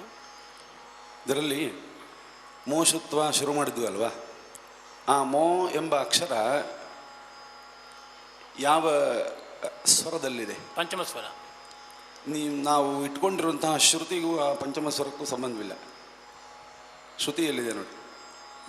ನಾನು ಅದಲ್ಲ, ಅಧಿಕ ಪ್ರಸಂಗ ಅಂತ ತಿಳ್ಕೊಬೇಡಿ. ಅದು ಆ ಶ್ರುತಿ ಇಟ್ಕೊಂಡಾಗ ಪಂಚಮ ಎಲ್ಲಿಗೆ ಬರುತ್ತೋ ಅಲ್ಲಿ ಆ ಮೋಷತ್ವ ಶುರುವಾಗಬೇಕಲ್ವಾ. ಅದಕ್ಕೂ ಸಾಮ್ಯತೆ ಬರ್ತಾ ಇಲ್ಲ, ಅದಕ್ಕೆ ಸಂಶಯ ಕೇಳ್ತಾ ಇದ್ದೆ. ಹೌದು, ನಾನು ಬದಲಾವಣೆ ಮಾಡಲಿಲ್ಲ ಶ್ರುತಿಯನ್ನು. ನೀವು ಆನ್ ಮಾಡಿದರೆ ನನಗೆ ಸಾಮ ಹೇಳೋ ಕಡೆಗೆ ತಲೆ ಇತ್ತು, ಈ ಕಡೆ ತಲೆ ಬರಲಿಲ್ಲ. ಶ್ರುತಿಗೆ ಅದು ಸಂಬಂಧ ಬಂದರೆ ಹೌದು, ನಾವು ಮಾಡಲಿಲ್ಲ. ಲೌಕಿಕವಾದ ಗಾನದ ಸಂಶಯಗಳು ಪರಿಹಾರ ಆಗುತ್ತೆ. ಅದಕ್ಕೋಸ್ಕರ ಅಭ್ಯಾಸದಲ್ಲಿದ್ದೆ. ದಯವಿಟ್ಟು ಕ್ಷಮಿಸಿ. ನಾನು ಇದು ಸಾಧನೆ ಹೀಗಿದೆ ಅಂತ ತೋರಿಸಲಿಕ್ಕೆ ಕೊಡ್ತಾ ಇದ್ದೇನೆ ಹೊರತು ನೀವು ಹೇಳಿದಂಗೆ ಬದಲಾವಣೆ ಮಾಡ್ಕೊಳ್ಬೇಕಾಗಿತ್ತು. ನಾನು ಗಮನ ಕೊಡಲಿಲ್ಲ. ಅದನ್ನು ನನಗೆ ಸಾಮ ಹೇಳೋ ಕಡೆ ಗಮನ ಹೊರತು ಅಲ್ಲಿ ಗಮನ ಇಲ್ಲ ನನಗೆ. ನಾನು ಗಮನಿಸಿದ ಮಟ್ಟಿಗೆ ಈ ಗ್ರಾಮ 3 ಗ್ರಾಮಗಳಿದೆ: ಷಡ್ಜ ಗ್ರಾಮ, ಮಧ್ಯಮ ಗ್ರಾಮ, ದೈವತ ಗ್ರಾಮ. ಈ ವೈದಿಕ ಗಾನವು ಮಧ್ಯಮ ಗ್ರಾಮದ ಶ್ರುತಿಯನ್ನು ಇಟ್ಟುಕೊಂಡರೆ ಅವರೋಹಣದಲ್ಲಿ ಸಪ್ತಸ್ವರಗಳು ಬರುತ್ತೆ. ಲೌಕಿಕ ಗಾನದಲ್ಲೂ ಕೂಡ ಷಡ್ಜವನ್ನೇ ಇಟ್ಟುಕೊಂಡು ಹಾಡುವಂತಹ ಕೃತಿಗಳು ಬೇರೆ ಇದೆ. ಮಧ್ಯಮ ಕಾಲದ ಶ್ರುತಿಯನ್ನಿಟ್ಟುಕೊಂಡು ಹಾಡುವಂತಹ ಕೀರ್ತನೆಗಳು ತುಂಬ ಇದೆ, ಬೇರೆ. ಹೌದು, ಆ ಪ್ರಕ್ರಿಯೆ ಲೌಕಿಕ ಗಾನದಲ್ಲೂ ಇದೆ. ಹಾಗಾದ್ರಿಂದ ಈ ಮಧ್ಯಮ ಗ್ರಾಮದ ಶ್ರುತಿಯನ್ನು ಇಟ್ಟುಕೊಂಡರೆ ಮೇಲಿನ ಪಂಚಮ ದೈವತದವರೆಗೂ ಸಂಚಾರ ಆಗುತ್ತೆ, ಕೆಳಗೆ ನಿಷಾದ ಗಾಂಧಾರ ರಿಷಭದವರೆಗೂ ಸಂಚಾರ ಆಗುತ್ತೆ ಎಂಬುದು ನನ್ನ ಒಂದು ಅಭಿಪ್ರಾಯ. ಆದ್ದರಿಂದ ಈ ವೈದಿಕ ಗಾನ ಮಧ್ಯಮ ಗ್ರಾಮ ಅದುವೇ ನಿಜವಾದ ಷಡ್ಜ ಎಂಬುದು ಸಾಮಗಾನದ ಅಭಿಪ್ರಾಯ. ಲೌಕಿಕ ಗಾನಕ್ಕೆ ಈ ಷಡ್ಜ ಮಧ್ಯಮ ಗ್ರಾಮದ ಷಡ್ಜ ಅಂದರೆ ದೈವತವು ಲೌಕಿಕ ಗಾನಕ್ಕೆ ಆಧಾರ ಷಡ್ಜವಾಗಿದೆ ಅಂತ ನಾವು ತಿಳ್ಕೋಬಹುದು ಅಂತ ನಿಮ್ಮ ಗಾನದಿಂದ ತಿಳ್ಕೊಂಡೆ. ಹೌದು, ಖಂಡಿತ. ಹೆಸರಾಗಿದ್ದರೆ ಕ್ಷಮಿಸಿ. ನಮಸ್ಕಾರ. ಅಲ್ಲ, ಅದು ಪ್ರತಿಯೊಂದು ಸಾಮ ಹೇಳಬೇಕಂದ್ರೆ ಹೀಗೆ ಅನಿಸುತ್ತೆ ನಮಗೂ. ಒಂದೊಂದು ಸಾಮಗಂದರೆ ನಾ ಬದಲಾವಣೆ ಹೇಗೆ ಮಾಡೋದು? ಹಯಾಯಿ ಹಯಾ ಓ ಹ ಓ ಹ. ಈ ರೀತಿಯಾದ ಬಹಳಷ್ಟು ವಿಶೇಷ ಸಾಮಗಳಿದೆ. ಹೌದು, ಅದು ಏನಾಗ್ತದೆ ಅಂದರೆ ನೀವು ಮೇಲೆ ಹೇಳಿರುವಂತಹ ಗಾನ ಇದೆಯಲ್ವಾ, ಅದು ತಾರಸ್ಥಾಯಿ ಷಡ್ಜವಾಗಿದೆ. ಕೆಳಗೆ ಹೇಳೋದು ಕೆಳಗೆ ಹೇಳೋದು ಮಂದ್ರಸ್ಥಾಯಿ ಷಡ್ಜವಾಗಿದೆ. ಹೌದು. ಮಧ್ಯದಲ್ಲಿರುವಂತಹ 6 ಸ್ವರಗಳು ನಮ್ಮಿಂದ ಗುರುತಿಸ್ಲಿಕ್ಕೆ ಆಗ್ತಾ ಇಲ್ಲ. ನೀವು ಹೇಳ್ತಾ ಇಲ್ಲ ಅಂತ ಹೇಳ್ತಿಲ್ಲ, ನಮ್ಮಿಂದ ಲೌಕಿಕ ಗಾನ ಮಾಡುವವರಿಂದ ಅದನ್ನು ಗುರುತಿಸ್ಲಿಕ್ಕೆ ಆಗ್ತಾ ಇಲ್ಲ. ಅದು ಅಂತರ್ಯಾಮಿ ಆಗಿದೆ ಅಂತ ತಿಳ್ಕೊಳ್ತೇವೆ ಅಷ್ಟೇ, ಬೇರೆ. ಮತ್ತು ಹೆಚ್ಚಿಗೆ ವಿಚಾರ ಇದ್ದರೆ ನೀವು ಅನಂತ ಅವ್ರ ಜೊತೆ ಖಂಡಿತ ಅಲ್ಲ, ನನಗೆಲ್ಲ ಹಲವಾರು ಜನ ಲೌಕಿಕರಿಗೆ ಇದು ಸಂಶಯ ಇರಬಹುದು ಎಂಬ ಕಾರಣದಿಂದ ಇದನ್ನು ನಾನು ಪ್ರಶ್ನೆ ಮಾಡಬೇಕಾಯಿತು. ಮತ್ತೊಮ್ಮೆ ಬೇಕಾದ್ರೆ ಅವ್ರ ಜೊತೆ ವೈಯಕ್ತಿಕವಾಗಿ ಭೇಟಿಯಾಗಿ ಖಂಡಿತವಾಗಲು ಮಾತಾಡ್ಕೊಳ್ಳಿ.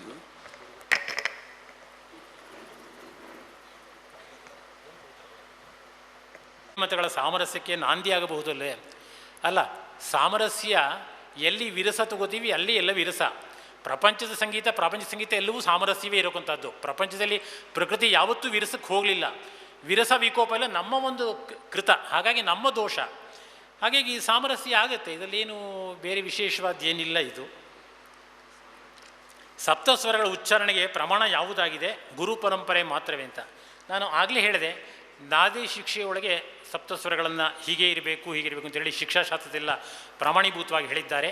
ಈ ಪ್ರಮಾಣವನ್ನು ಗುರು ಪರಂಪರೆಯಲ್ಲಿ ಕಲಿತಾಗ ನಿಮಗೆ ಆ ಪ್ರಮಾಣ ಏನು ಅಂತದ್ದು ಗೊತ್ತಾಗುತ್ತೆ. ಇಲ್ಲಾಂದರೆ ಈ ಒಂದು ಸ್ವರವನ್ನು ಇಷ್ಟು ಪ್ರತಿಯೊಂದು ಸ್ವರಕ್ಕೂ ನಾನು ಸಮಯದ ಅಭಾವದಿಂದ ಎಷ್ಟು ವಿಷಯಗಳನ್ನು ಅಷ್ಟು ತಗೊಂಡೆ. ಮಾತ್ರ ಕಾಲ ಇದೆ. ನಾನು ಒಂದು ಅನುಭವ ಹೇಳ್ತೇನೆ. 6:30 ಗಂಟೆಗೆ ನಾನು ಪಾಠಕ್ಕೆ ಹೋಗಬೇಕಾಗಿತ್ತು ಸೀತಾರಾಮ್ ಶ್ರೋತಿಗಳ ಹತ್ರ. 6:32ಕ್ಕೆ ನಾನು ಅಕಸ್ಮಾತ್ 1 ನಿಮಿಷ 2 ನಿಮಿಷ ತಡೆದ್ರೆ ನಾಳೆ ಬಾ ಹೋಗು ಅಂತ ಗುರುಗಳು ಒಳಗಿರ್ತಾಯಿದ್ರು.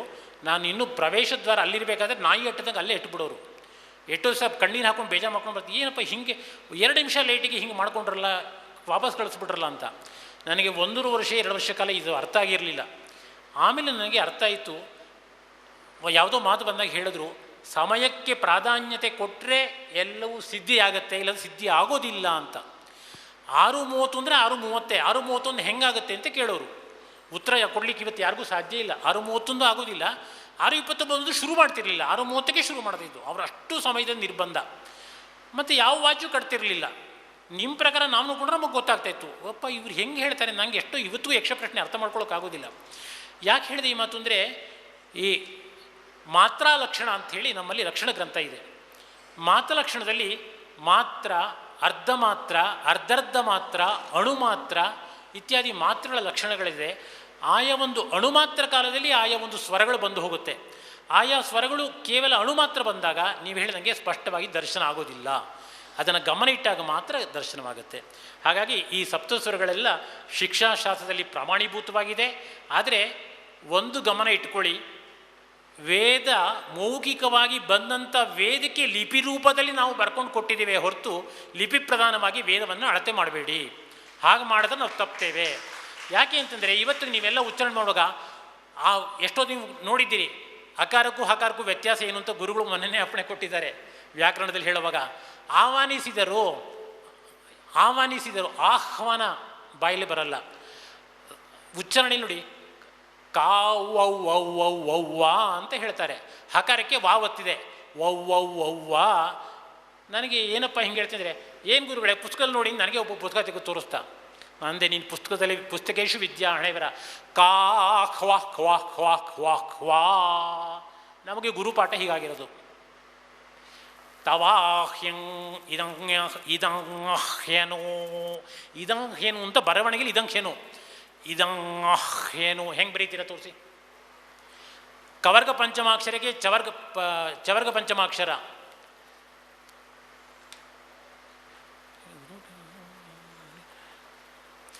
ಹರಿ ದಕ್ಷ್ಮಶೂಣಿ ಉತೋತೇರಿದ ತಂತ್ವಾ ಸ್ವಂದಿಕಾವಾಯ ಋಷ್ಯಾ ಆಸೈಂದ್ರ ಬೊಂಗೇತೆ ಮಘವನ್ನಿಂದ್ರ ಬೊಂಗೇತೆ.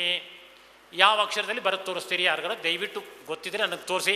ನಾನಂತೂ ಕಷ್ಟಪಡ್ತಾ ಇದ್ದೀನಿ. ಈ ಥರ ಸುಮಾರು ಒಂದು 17 ಅಕ್ಷರಗಳನ್ನು 17 ಸ್ವರಗಳನ್ನು ಪಟ್ಟಿ ಮಾಡಿದ್ದೇನೆ. ಇವನ್ನ ಬರವಣಿಗೆಗೆ ಸಾಧ್ಯವಿಲ್ಲ.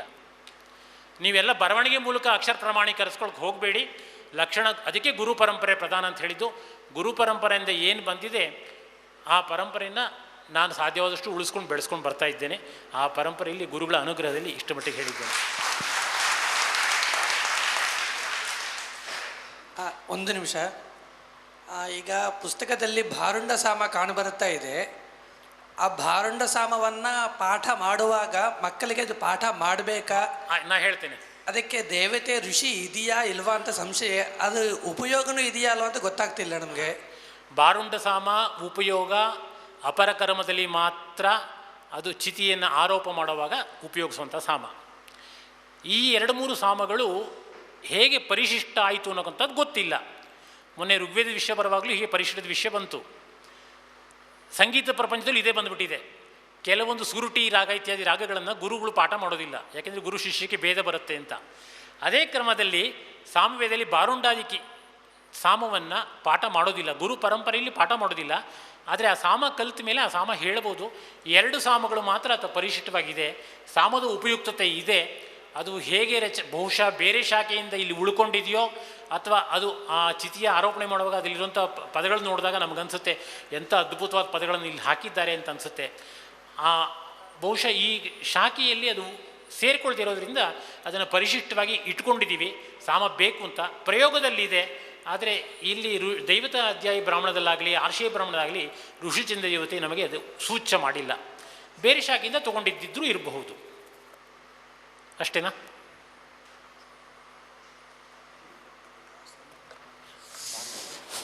ಇವಾಗ ಗೋಷ್ಠಿಯ ಅಧ್ಯಕ್ಷರಾದ ಶಿವರಾಮ್ ಭಟ್ ಆಲೇಖ್ ಅವರಿಂದ 4 ಮಾತು.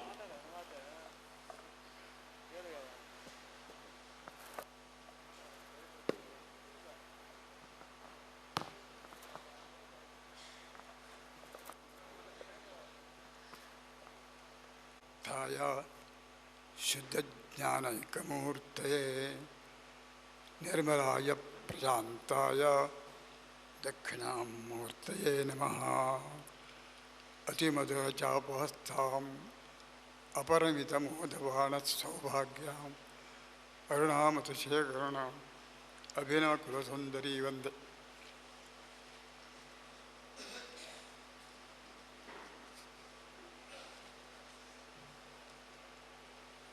ಈ ಸಾಮವೇದದ ವಿಶಿಷ್ಟತೆ ಬಗ್ಗೆ ಇವತ್ತು ವಿದ್ಯಾನ್ಮಧ್ಯಾಚಾರ್ಯರು ಅವರಿಗೆ ತಿಳಿದ ಮಟ್ಟಿಗೆ ವಿಶದಪಡಿಸಿದ್ದಾರೆ ಸಂಗೀತ ಗಾಂಧರ್ವ ವೇದಗಳ ಕುರಿತು. ಅದು ಚರ್ಚಾಸ್ಪದೆಗೆ ಸಭೆಯಲ್ಲಿ ಹೆಚ್ಚು ಅನುಕೂಲ ಆಗುವುದಿಲ್ಲ.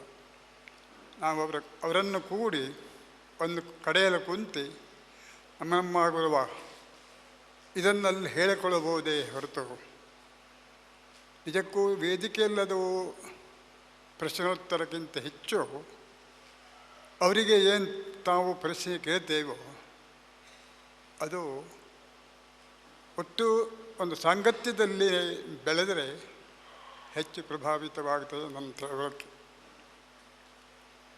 ಎಲ್ಲ ವೇದದಲ್ಲೂ ಇರತಕ್ಕಂಥದ್ದು ಉದಾತ್ತ ಅನುದಾತ್ತ ಸ್ವರಿತ ಪ್ರತ್ಯಯಗಳು. ಪ್ರತ್ಯಯ ಸ್ವರ ಇಲ್ಲ, ಪ್ರತ್ಯಯೋ ನಿಹತ ಸ್ವರ ಅಂತೂ ಹೇಳಿದರು. ಈ ಋಗ್ವೇದದಲ್ಲಿ ಯಜುರ್ವೇದದಲ್ಲಿ ಇರತಕ್ಕಂಥ ಸ್ವರಗಳ 3. ಇನ್ನು ಕಂಪನ ಸ್ವರ, ದೀರ್ಘ ಸ್ವರಗಳ ಕೆಲವು ಸಮಯದಲ್ಲಿ ಬರ್ತದೆ ಹೊರತು ಉದಾತ್ತ ಅನುದಾತ್ತ ಸ್ವರಿತ. ಸಾಮವೇದದಲ್ಲೂ ಹಾಗೆ ಉದಾತ್ತ ಅನುದಾತ್ತ ಸ್ವರಿತ ಅಂತ. ಇದಕ್ಕೆ ಆರ್ಚಿಕ ಸ್ವರ ಅಂತ ಹೇಳ್ತೇವೆ. ಪೂರ್ವಾರ್ಚಿಕ ಉತ್ತರಾರ್ಚಿಕ ಅಂತ 2 ವಿಭಾಗಗಳು. ಪೂರ್ವಾರ್ಚಿಕ ಉತ್ತರಾರ್ಚಿಕ ಪಾಠದಲ್ಲಿ ಬರತಕ್ಕಂಥ ಸ್ವರಗಳು ಅಂತಂದು ಉದಾತ್ತ ಅನುದಾತ್ತ ಸ್ವರಿತ. ಆ ಉದಾತ್ತ ಅನುದಾತ್ತ ಸ್ವರಿತಗಳನ್ನು ಬಿಟ್ಟಿ ಮತ್ತು ಕಂಪನ ಸ್ವರಗಳಂತೂ ಬಂದಿದೆ. ಉಪಜ್ಜಮನ್ ಅಂತ ಹೇಳ್ತಕ್ಕಂಥ ಒಂದು ಸ್ವರ ಬರ್ತದೆ, ಕಂಪನ ಸ್ವರ ಬರ್ತದೆ. ಸಾಮವೇದದಲ್ಲಿ ಆರ್ಚಿಕ ಸ್ವರಗಳಲ್ಲಿ ದೀರ್ಘ ಕಂಪನ, ಹ್ರಸ್ವ ಕಂಪನ ಅಂತ 2 ವಿಧ. ಇನ್ನು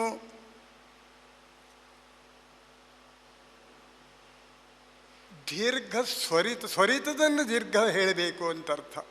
ದೀರ್ಘ ಸ್ವರಿತ ಅಂತ ಬರ್ತದೆ. ಆ 3 ಸ್ವರಗಳಲ್ಲಿ ಅರ್ಚಕ ಸ್ವರದಲ್ಲಿ ಕಂಪನ ಸ್ವರ ಅಂದರೆ ಹ್ರಸ್ವಕಂಪನ.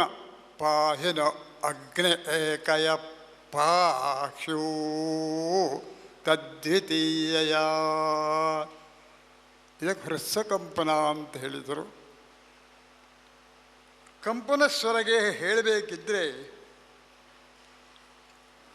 ಪುರಾಂಗೇಣ ಹತಃ ಪೂರ್ವಂ ಪರಾಂಗೇಣ ತುದ್ಧಾರಿತಂ ವ್ಯಂಜನೇನ ದ್ವಿಧಾ ಭಿನ್ನ. ವ್ಯಂಜನಾಕ್ಷರವನ್ನು ಕಂಪನ ಸ್ವರದಲ್ಲಿ ಎರಡಾವರ್ತಿ ಹೇಳಬೇಕು. ಪಾಕ್ಷೂ ಒಂದತ್ತೀವು ಹೇಳದ್ದು, ಇನ್ನೊಂದತ್ತೀವು ಹೇಳಬೇಕು ಅಂತ ಹೃಸ್ವ ಕಂಪನಲ್ಲಿ ಬರತಕ್ಕಂಥ. ಉಪಜ್ವನ್ನಂತೂ ಉಪಧ್ವನಿ ಅಂತೂ ಹೇಳ್ತೇವೆ. ಅಕ್ಷರಾಗ್ರದಲ್ಲಿ ಒಂದು ಉಕಾರ ಬರೆದಿರ್ತೇವೆ ಉಪಜ್ವನ ಸ್ವರದಲ್ಲಿ. ಉಪಜ್ವನ ಸ್ವರ ಅಂತಂದರೆ ಏನು? ಶೂನ್ಯಗ್ರಹೇ ಪಿಶಾಚೋಪಿ ಘರ್ಜತೆ ನಚ ದೃಶ್ಯತೆ ಏವಂ ವರ್ಣಾಪಯೋಕ್ತವ್ಯಂ ಉಪಜ್ವನ್ನಿತಿ ಉಚ್ಯತೆ.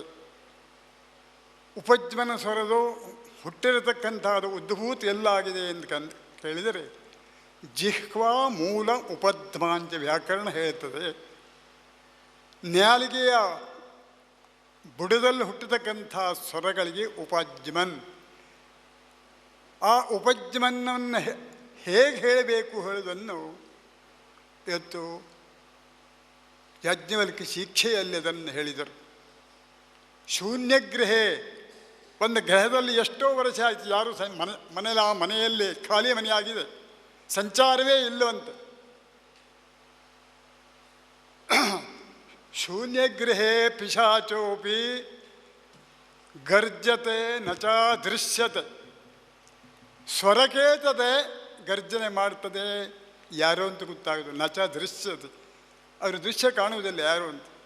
ಏವಂ ವರ್ಣ ಪ್ರಯುಕ್ತವ್ಯಂ ಉಪಜ್ವನ್ನಿತಿ ಉಪಚ್ಯತೆ. ಹಾಗಿದ್ರೆ ಆ ಸ್ವರಗಳನ್ನೇ ಹೇಗೆ ಹೇಳಬೇಕು ಹೇಳ್ತಕ್ಕಂಥದ್ದನ್ನು ಹೇಳಿದರು.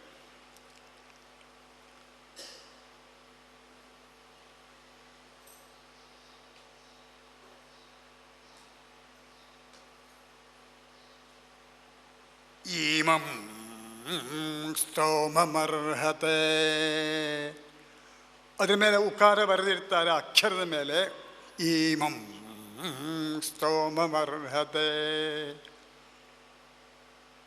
ಜಿಹ್ವಾ ಮೂಲದಲ್ಲಿ ಉತ್ಪತ್ತಿ, ಅದರ ಉಗಮ ಸ್ಥಾನವನ್ನು ಹೇಳುವಾಗ ಈಮಂ ಸ್ತೋಮಮರ್ಹತೆ ಜಾತವೇದಸರಥಮೀಮ ಸಮ್ಮಹೆ ಮಾಮಹೇಶಯ ಭದ್ರಾಹೀನ. ಇದು ಉಪಜ್ವನ್ನೇ.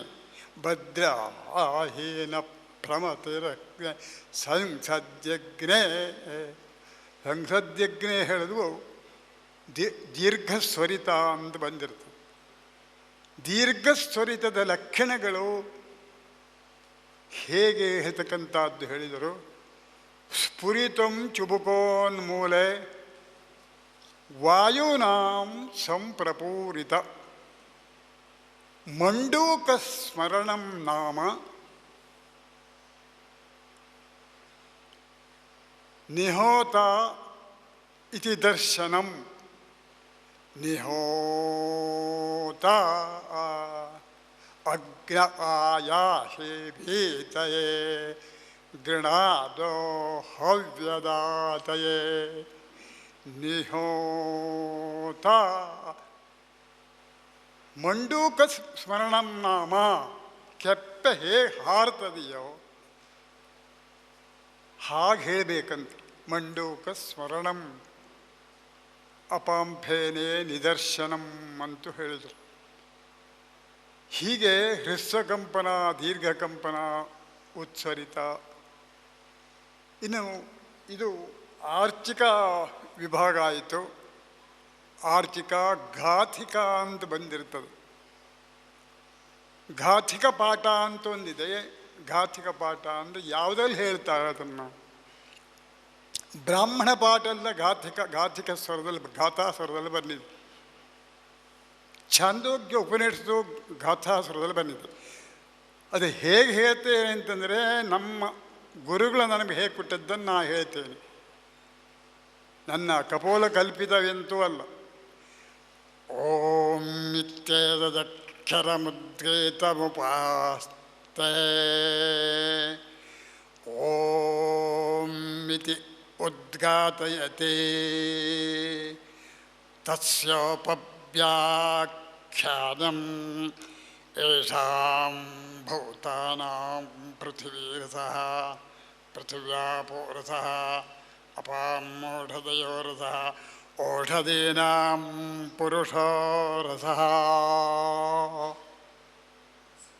ಛಾಂದೋಗ್ಯಾದಿ ಉಪನಿಷತ್ತುಗಳಲ್ಲಿ ಹೇಳಬೇಕಿದ್ರೆ ಈ ಗಾಥಾಸ್ವರ ಹೇಳಬೇಕು ಅಂತ ಹೇಳಿದರು. ಆ ಗಾಥಾಸ್ವರವನ್ನು ನಮ್ಮ ಬ್ರಾಹ್ಮಣ ಪಾಠದಲ್ಲೂ ಹೇಳ್ತೇವೆ. ಮಹನ್ಮೇ ವೋಚ ವರ್ಗೋ ಮೇ ವೋಚ ಯಶೋ ಮೇ ವೋಚ ಸ್ತೋಮಂ ಮೇ ವೋಚ ಭಕ್ತಿರ್ಮೇ ವೋಚ ಸರ್ವೋ ಮೇ ಮೋಚ ತನ್ಮಾವತು ತನ್ಮಾವಿಶತು ತೇನ ಭಕ್ಷಸೀಯ ದೇವೋ ದೇವಮೇತಃ ಸೋಮಃ ಸೋಮೇತ ತಸ್ಯ ಪಥ ವಿಹಾಯ ದೌಷ್ಕೃತ್ಯಂ ಬದ್ಧಾನಾಮಾಸೀ. ಹೀಗೆ ಗಾಥಾಪಾಠ ಅಂತ ಆರ್ಚಿಕ, ಘಾತಿಕ, ಸಾಮಿಕ. ಸಾಮ ಅಂದರೆ ಸಪ್ತಸ್ವರಗಳು. ಕೃಷ್ಟಾದಿ, ಕೃಷ್ಟ ಪ್ರಥಮ ದ್ವಿತೀಯ ತೃತೀಯ ಚತುರ್ಥ ಮಂದ್ರಾತಿ ಸ್ವಾರ್ಯ. ಸರ್ವತಾಂ ಪರ್ವಣಾಂ ಜ್ಞಾಪಕತ್ವೇನ ಪರಿಭಾಷಿತೈ. ಪರಿಭಾಷಕವನ್ನು ಯಾವ್ಯಾವ ಸ್ವರಗಳು ಬರುತ್ತದೆಯೋ ಅದು ಜ್ಞಾಪಕ ಇಟ್ಟುಕೊಳ್ಬೇಕಂತ, ಅಂದರೆ ಹೇಳಲಿಕ್ಕೆ ಬರುವುದಿಲ್ಲ. ಋಗ್ವೇದ ಯಜುರ್ವೇದ ಹಾಗೆ ಮೂರೇ ಸ್ವರದಲ್ಲಿ ಮುಕ್ತಾಯ ಆಗ್ತಕ್ಕಂಥ ವೇದಗಳಲ್ಲ. ಗಾಥಾಸ್ವರಗಳು, ಅರ್ಚಕ ಸ್ವರಗಳು, ಸಾಮಸಪ್ತ ಸ್ವರಗಳು, ಹೀಗೆ ಅನೇಕ ಸ್ವರಗಳಂದೇ ಸಮೂಹವಾದದ್ದರಿಂದ ಸಾಮಕ್ಕೆ ಬಹುಶಃ ಗೀತಾಚಾರ್ಯರನ್ನೇ ಹೇಳಿದರು, ವೇದಾನಾಂ ಸಾಮವೇದೋಸ್ಮಿ. ಬಹುಶಃ ಅದಕ್ಕೆ ಹೇಳಿರಬೇಕು ಅಂತ ನನ್ನ ಅರ್ಥ. ವೇದದಲ್ಲಿ ತಾನು ಸಾಮವೇದನಾಗಿದ್ದೇನೆ ಅಂತ ಹೇಳಬೇಕಿದ್ರೆ ಅವರಿಗೆ ಋಗ್ವೇದ ಯಜುರ್ವೇದ ಅಂತೇಳಿ. ಎಲ್ಲ ವೇದವೂ ಅದು ಶ್ರೇಷ್ಠ ಕನಿಷ್ಠ ಅಂತ ಅರ್ಥವಲ್ಲ. ನಾವು ಬ್ರಹ್ಮದಜ್ಞ 4 ವೇದವನ್ನು ಹೇಳಬೇಕು. ಅಗ್ನಿಮೇಢ ಹೇಳ್ತೇವೆ ನಾವು, ಸಾಂಬೇದರು. ಇಷೇತ್ವರ್ಜೇತ್ವ ಅಂತ ಹೇಳ್ತೇವೆ. ಅಗ್ನಾಯಾಯವೀತೆ ಹೇಳ್ತೇವೆ. ಶನ್ನೋದೇವಿರಿಷ್ಟ ಅಪೋ ಭವಂತಿ ಪೀತೆ, ಶನ್ನೋದೇವಿರಿಷ್ಟ ಶನ್ನೋ ಭವಂತಿ ಪೀತೆ. ಸಾಂವೇದದಲ್ಲಿ ಬಂದರೂ ಸಹ ಬ್ರಹ್ಮದಜ್ಞದಲ್ಲಿ ಅಪೋ ಭವಂತಿ ಪೀತೆಯೇ ಅಂತ ಹೇಳಬೇಕು. ಯಾಕೆಂದ್ರೆ ಅಥರ್ವ ವೇದ ಆದದ್ದರಿಂದ ವೇದದ 4 ವೇದವನ್ನು ಬ್ರಾಹ್ಮಣನಾಗಿರತಕ್ಕಂಥ ಅದನ್ನು ಅಧೀತ ಇರಬೇಕು ಹೇಳ್ತಕ್ಕಂಥದ್ದು ಶಾಸ್ತ್ರ. ಹಾಗೆ ಅವ ವೇದರು ಅವ ರಕ್ಷಣೆಯನ್ನು ತಮ್ಮ ಪರಂಪರೆ ಏನಿದೆಯೋ, ಇದು ನಮ್ಮದು ರಾಮಾಯಣ ಶಾಖೆ, ಕೌಥುಮಿ, ಜೈಮುನಿ ಹೇಳ್ತಕ್ಕಂಥ 3 ಪ್ರಭೇದಗಳು. ಬಹುಶಃ ಭಾರತ ದೇಶದಲ್ಲಿ ಇರತಕ್ಕಂಥದ್ದು 3 ಶಾಖೆ. ತ್ರಯೋದಶೇತೆ ಸಾಮಗಾಚಾರ್ಯ ಅಂತೇಳಿ 10 ಶಾಖೆ ಲೋಪ ಆಗಿದೆ. ಋಗ್ವೇದದಲ್ಲಿ ಬಹುಶಃ ಈ ಇರತಕ್ಕಂಥದ್ದು 2 ಶಾಖೆಯಲ್ಲಿ ಕಾಣ್ತದೆ. ಯಜುರ್ವೇದದಲ್ಲೂ ಅಷ್ಟೇ ಬಹುಶಃ ಎಲ್ಲ ವೇದಕ್ಕಿಂತ ಹೆಚ್ಚು ಶಾಖೆಗಳು ಇವತ್ತು ಊರ್ಜಿತಾವಸ್ಥೆಯಲ್ಲಿದೆ. ಕಾಣ್ವ, ಮಧ್ಯಾಹ್ನ, ಮೈತ್ರಾಯಣಿ, ಕೃಷ್ಣ ಯಜುರ್ವೇದ, ಶುಕ್ಲ ಯಜುರ್ವೇದ ಹೇಳ್ತಕ್ಕಂಥ ವಿಭಾಗದಲ್ಲಿ ಇವಂತೂ ಜೀವಂತು ಉಳಿದಿದೆ. ಹಾಸ್ರಶಾಖ ಅಂತ ಹೇಳಿದಂತೆ ಒಬ್ಬ ಅಜ್ಜವನ್ನವನೇ ಹೇಳ್ತಾನೆ, ಮಗ ಇನ್ನೊಂದವನೇ ಹೇಳ್ತಾನೆ, ಮೊಮ್ಮಗ ಮತ್ತೊಂದವನೇ ಹೇಳ್ತಾನೆ ಸಾಮವನ್ನು. ಕೇಳಿದ್ರೆ ಸಾಮ್ನ ಸಹಸ್ರಶಾಖ. ಆ ಪರಂಪರೆಗೆ ಏನು ಹೇಳಬೇಕು ಅಂತ ಗೊತ್ತಾಗಿರೋದು. ಒಟ್ಟು ಆ ಪರಂಪರೆ ರಕ್ಷಿಸಿಕೊಳ್ಳದೆ ಹೋಗ್ತಕ್ಕಂಥದ್ದು ವೇದ ಓದೋರಿಗೆ. ಹಾಗೆ ಗುರು ಪರಂಪರೆ ತಂದೆಯನ್ನು ಮಗನಿಂದ ಬಂದವು ಅಥವಾ ಅಧ್ಯಾಪಕರಿಂದ ಅವರ ಮಾನಸ ಪುತ್ರ ವಿದ್ಯಾರ್ಥಿ ಅಂತ ಅರ್ಥ. ಅಲ್ಲಿ ಅವನು ಪುತ್ರನೇ ಮಾನಸ ಪುತ್ರ ಆಗಿರುತ್ತಾನೆ ವಿದ್ಯಾರ್ಥಿ ಗುರುಗಳಿಗೆ. ಹಾಗೆ ಆ ಪರಂಪರೆಯಿಂದ ಬಂದರೆ ವೇದ ರಕ್ಷಣೆ ಆಗ್ತದೆ. ನಾವಿಲ್ಲಿ ಈ ಸಮ್ಮೇಳನವನ್ನು ಬಹುಶಃ ಪ್ರಾರಂಭಿಸಿದವರು ಕಂಚಿ ಪರಮಾಚಾರ್ಯರು. ಆ ಸಮ್ಮೇಳನಕ್ಕೆ ನಾನು ಒಂದಲ್ಲ 25 ಸಲ ಅವರ ಆಹ್ವಾನ ಕೊಟ್ಟಿದ್ದರು, ಹೋಗಿದ್ದೆ. ಕಾಲಟಿಯಲ್ಲಿ ಕೀರ್ತಿಸ್ತಂಭಾದ ಶಂಕರಾಚಾರ್ಯರ ಒಂದು ಸ್ಮರಣಾರ್ಥ ಮಾಡಿದರು. ಅಲ್ಲಿ ವೇದ ಸಮ್ಮೇಳನ ಆಯಿತು. ಅಲಹಾಬಾದಲ್ಲಿ ವಿಮಾನ ಮಂಟಪ ಅಂತ ಒಂದು ತಯಾರಾಗಿತ್ತು. ಅಲ್ಲಿ ಕಾಶಿ ತ್ರಿವೇಣಿ ಸಂಗಮಕ್ಕೆ ಹೋಗುವಾಗ ವಿಮಾನ ಮಂಟಪದ ಉದ್ಘಾಟನೆಯಲ್ಲೂ ವೇದ ಸಮ್ಮೇಳನ ನಡೆದಿದೆ. ಮಡ್ರಾಸಲ್ಲಿ ನಜರತ್ಪೇಟೆಯಲ್ಲಿ ಅಗ್ನಿಹೋತ್ರ ಸಮ್ಮೇಳನ ಅಂತ ಕರೆದು ಮಾಡಿದರು. ಭಾರತ ದೇಶದಲ್ಲಿರತಕ್ಕಂಥ ಎಲ್ಲ ಅಗ್ನಿಹೋತ್ರಗಳು ಒಂದು ಕಡೆ ಶೇಖರಿಸಿದರು. ಅದಕ್ಕೂ ನನಗೆ ಆಹ್ವಾನವನ್ನಿತ್ತು, ಹೋಗಿದ್ದೇನೆ. ಇಡೀ ಭಾರತ ದೇಶದಲ್ಲಿ ಅಗ್ನಿಹೋತ್ರಗಳು ಎಷ್ಟು ಕೇಳಿದ ಆ ಕಾಲದಲ್ಲಿ 280 ಅಗ್ನಿಹೋತ್ರಿಗಳು ಬಂದಿದ್ದರು.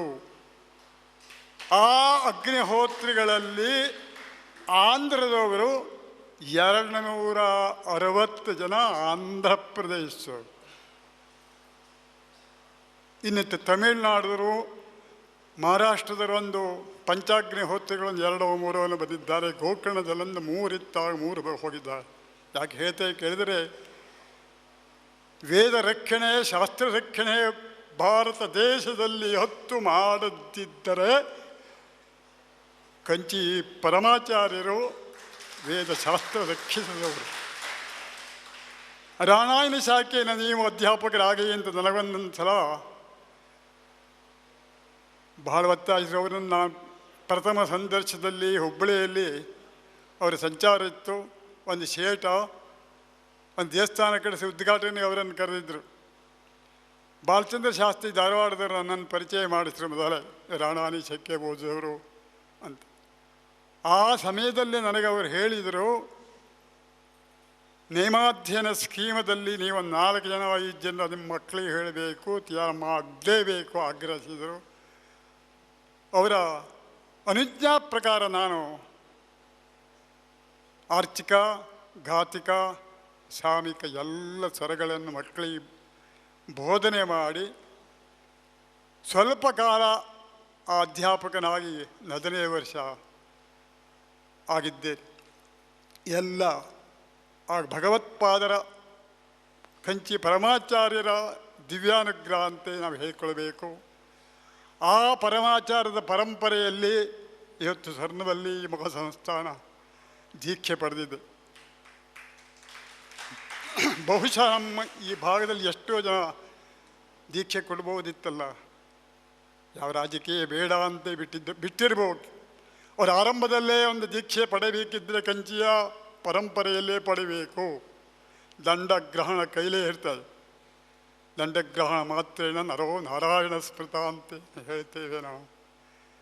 ಕಂಚಿಯ ಪದ್ಧತಿಯಲ್ಲಿ, ಕಂಚಿಯ ಪರಂಪರೆಯಲ್ಲಿ ಹೊತ್ತು ನಮ್ಮ ಉತ್ತರ ಕನ್ನಡದಲ್ಲಿ ಶಿರಸಾ ತಾಲೂಕಿನಲ್ಲಿ ಸ್ವರ್ಣವಲ್ಲಿನ ಮಹಾಸಂಸ್ಥಾನ ಆಗಿದೆ ಅಂತಾದರೆ ನಾವೆಲ್ಲ ಕಂಚಿಯ ಅನುಯಾಯಿಗಳು ಅಂತ ಹೇಳಿದ್ರೆ ಏನು ತಪ್ಪಿಲ್ಲ.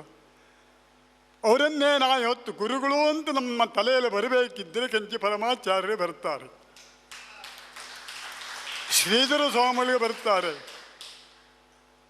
ಹೀಗೆ ಗುರುಗಳು ಹೇಳಿ ಶಬ್ದ ಕೇಳಿಕೊಳ್ಳೆ ಬರ್ತಕ್ಕಂಥವರು ಕಂಚಿ ಪರಮಾಚಾರ್ಯ. ಯಾಕೋ ಗೊತ್ತಿಲ್ಲ ನನಗೆ. ಒಂದು 40 ವರ್ಷ ಅವರ ಸಾನ್ನಿಧ್ಯವನ್ನು ನಾನು ಪಡೆದವ.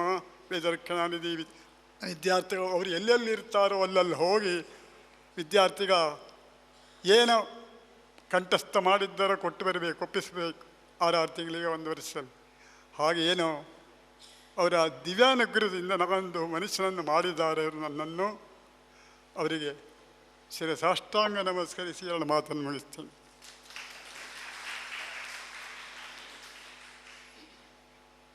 ಕೊಟ್ಟಂತಹ ಅಧ್ಯಕ್ಷರಾದ ಶಿವರಾಮ್ ಭಟ್ ಅವರಿಗೆ ಧನ್ಯವಾದಗಳು.